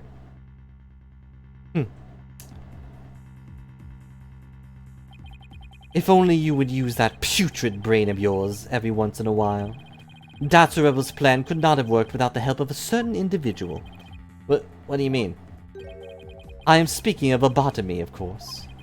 How Datsu Rebel simply donned Lady Kee'ra's robes and made his escape alone. Had him. He would have been far too conspicuous. But were he at the High Priest's side? The faithful citizens praying in the plaza would have no cause to suspect anything. It is, therefore, unthinkable that Datsu Rebel was the High Priest's killer. So then you're saying the High Priest was a... Oh, I cannot bear to say it! I'm afraid it is so. He numbered among the rebels who threatened our kingdom. How could this be? Just ignore that... that Phoenix said that first. Must be some kind of mistake. Satoru. Let it go and move on. Accept the truth is the only way. And that goes double for you, Defense. Oh yeah, doesn't count coming from Phoenix. Cease your futile battle now. And why should I? Because I will now put the final nail in the coffin of the accused. Now that we have eliminated Datsu Rebel from our list of suspects, There's only one person that still remains. The accused, Maya Fey. Hold it! Hold it!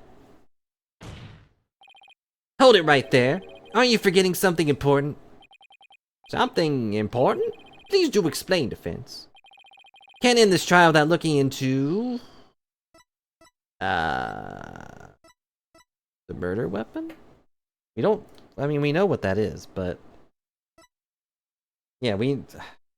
The arrow was at his house. The murder weapon's possibly the knife.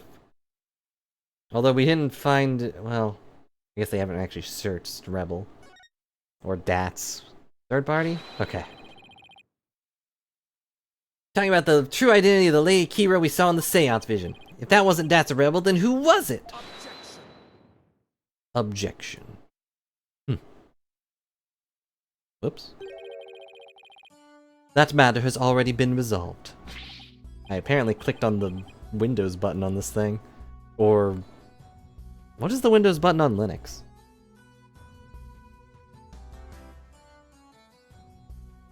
It has? What is he talking about? It is as I have maintained from the start. There was no third party in the Seance vision. Objection? But there was another Lady Kee'ra that was there besides Maya Fey. We all saw her. What the? I can't do my finger point. Oh no, he's blocked my ultimate move.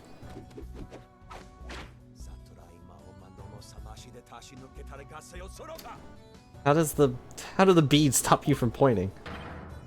Huh. Yeah. It is time to let it go and move on. Your fate has already been sealed, much like your own. This hardly seems fair. It is quite simple once you consider where the victim and the accused were at the time. If the victim was near the spring with his back to the accused, what would he see ahead? Besides the water itself, there's nothing but a warbird statue. Precisely. The Lady Kee'ra we saw in the seance is the warbird statue draped in her sacred robes. What? No way! The accused wanted the false Lady Kee'ra to appear in the seance vision. Before she came from behind and stabbed the victim with the dagger in a reverse grip. That doesn't... Why would the accused want to do something like create a false Lady Kee'ra? To show the victim as he was being slain. And what reason would the accused have to fool the victim she was about to kill? It was not the victim she was trying to fool. It was this very court itself. Come again? Suspicion would not fall on the accused if it looked as though another Lady Kee'ra was there. And the defense was foolish enough to fall for it and claim it was a third party in disguise. That's complete conjecture. And the Waba statue is... It looks nothing like a person. And... Why would he have been shocked to see it and then run towards it? Are you saying? I am.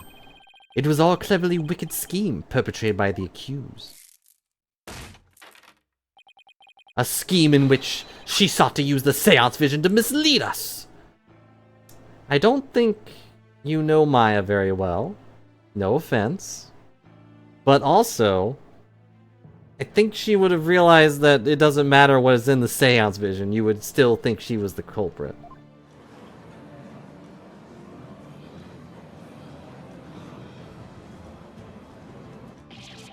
This can't be happening! What a face you are making, defense. I am surprised you are taking this so hard. After all, did I not clearly state a while back that you were chasing after naught but a deluded fantasy? Let's flash back to it just in case. Hehehe. Something has occurred to me, you see. And your allegations of a third party are all but a deluded fantasy. You're telling me he knew this is how it would turn out all the way back then? No. He was just waiting for the most effective moment to spring it on me? No. Do you understand now? No. I have had you dancing in the palm of my hand this entire time. That is my dance of devotion. This is an outrage. You took our royal priest's sacred divination seance and used it to commit the most foul and despicable murder? No, I did nothing of the sort. Maya. Nick, it's not true. I didn't... I literally couldn't. Cease this ugly display. Your fate is sealed now that facts have been exposed. Your Majesty, a time has come to convict this criminal who seeks only to taint this sacred hall. Indeed, it seems this trial is over. Hold it. Does this defense wish to offer up yet another counter-argument or something? The accused is not the killer. And, here's why. Now what do I do? Got nothing. It appears that the defense has run out of arguments to make. Thought for sure the rebel was the killer. The only person with a possible motive, the one dressed as Lady Kee'ra, has vanished. Now I got nothing to use against the prosecutor Sadamani's argument. Dang it! I can't lose now, not like this! Very well then, I shall now render my verdict. But wait! Please wait! I'm begging you! It is time to let it go and move on. This trial need not be drawn out any longer. The defense has failed to counter the charge filed by the prosecution. In accordance with the law, I invoke the Defense Capability Act against the defense. Now then. This court finds the accused, Maya Fey, and the defense, Phoenix Wright. Oh no, did I lose? Come on, sudden change. Change into Mia. Wow.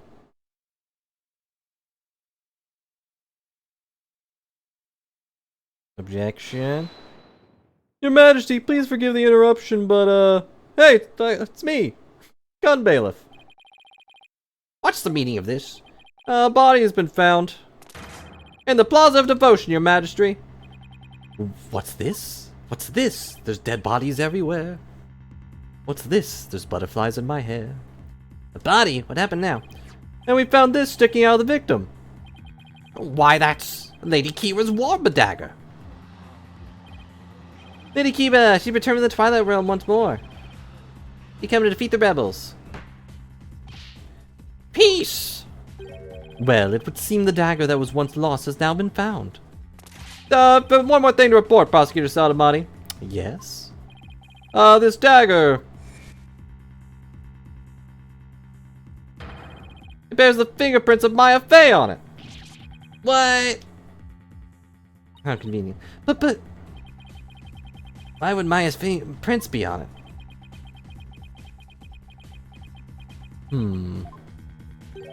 I cannot believe it, yet it must be true.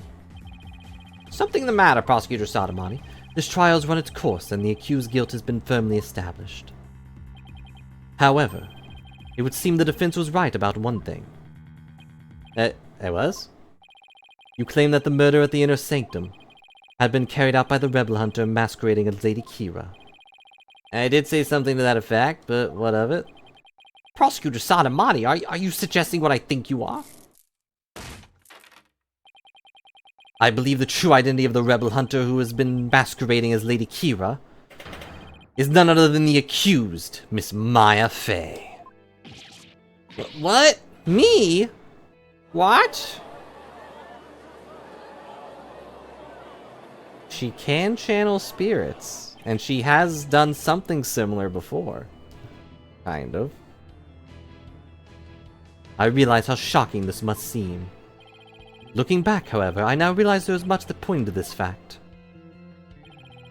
The rebel hunting Lady Kee'ra was first sighted about 2 years ago, and the accused first came to our kingdom 2 years ago as well. Well, why, the timing matches perfectly. How convenient. But there is more.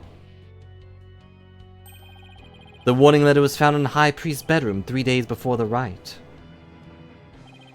Despite his house being locked up tight that night. Objection! How does that prove anything? It is difficult to believe an intruder could have found a way to enter such a secure house. However, the accused was known to come and go freely there. Mainly to prepare for the purification rite. Abotomy was an important figure with a ton of duties, including training acolytes. He was really kind, even to a foreigner like me. He even invited me over to his house whenever I was between training sessions.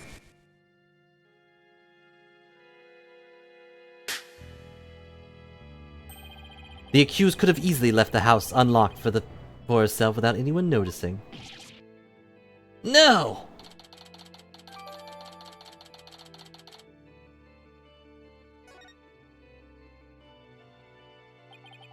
If we assume that the accused was Lady Kee'ra, that more than establishes her motive for killing the High Priest.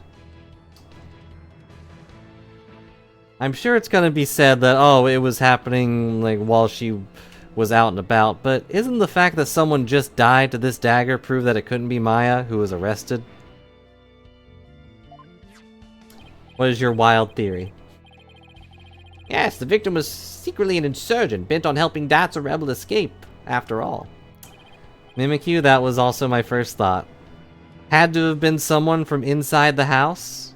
Well, there's only one other person for that. And it was you, Mimikyu, pretending to be his wife, who was also pretending to be Lady Kee'ra.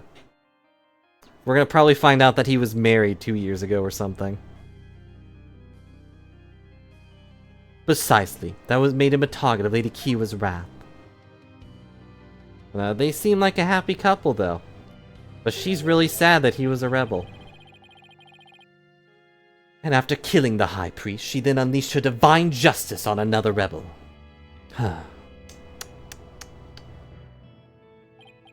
So it seems the scope of this case has expanded. We now have 2 murders perpetrated by Miss Maya Fey, masquerading as Lady Kee'ra. Shouldn't you be happy about that, though? She's killing rebels. Miss Fey is indeed the serial killer, would affect the severity of her punishment. In light of this, I believe this second murder must be investigated before we can proceed. As you wish, Your Majesty. Maya Fey, I hereby charge you with this second murder that you literally couldn't possibly have done. May your defiled soul feel the weight of your sins. New murder charge on top of a guilty verdict? Seems the defense will live to see one more day. Just one. Talk about hanging on by a thread. Come tomorrow, a far more terrible punishment awaits you. I hereby suspend these proceedings so that the second murder may be investigated. Till the conclusion of this new investigation, this court is adjourned. The serial killer, Tony the Tiger. Be continued.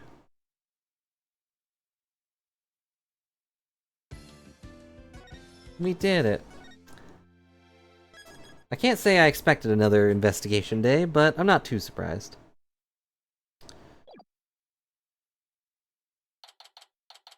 But it is a bit earlier than usual, but I'm not feeling super great. So I think I'm gonna call it here. I'm glad we managed to get through the first court. Depending on things, I might try to do stuff tomorrow as well to make up for it, but I kind of like the double per week. Makes it real easy to remember what I have to number these. Can I have some music? Thank you. What do I do now? Amazing question. But who knows, maybe the investigation won't be very long either. We do have a lot of evidence. Now. But I don't feel like I could focus for more hours. So thanks a lot for watching, everyone. I really appreciate your viewership, and I hope you enjoyed the silly turnabout we have. Sorry I took so long on that first one, though. Like, I really was just drawing a blank, and then I remembered, oh wait, the words get bigger. So, I'll try to remember that for the next one. And I want to blame that we had a very normal court case in between the first one. I was expecting Apollo to show up. But anywho, why couldn't the criminal have done it? Do you mean Dat's a rebel? If you mean that's a rebel, he couldn't have done it because he's on the same side as the High Priest, who was also a rebel. So, the bloodied up note that both of them had revealed that the whole plan was for him to drop down, take the robes, and then escape a free man. It could have been a traitor, but, I mean, you saw that guy with his shaggy beard and his everything attitude. I don't think he could betray a fly, but he wouldn't be smart enough to avoid stepping on it. And, you know, he was giving Sadamati some sass for also betraying them. And who knows, maybe it's Sadamati. Maybe he did it. I doubt it, though. But either way, thanks a lot for watching. I hope you all enjoyed the stream, and I will see you in a while for more Phoenix Wright, where we'll once again free Maya from the confines of jail. You never trust butterflies. They cause tsunamis. They could probably cause a stabbing, too. Alright, boy for now.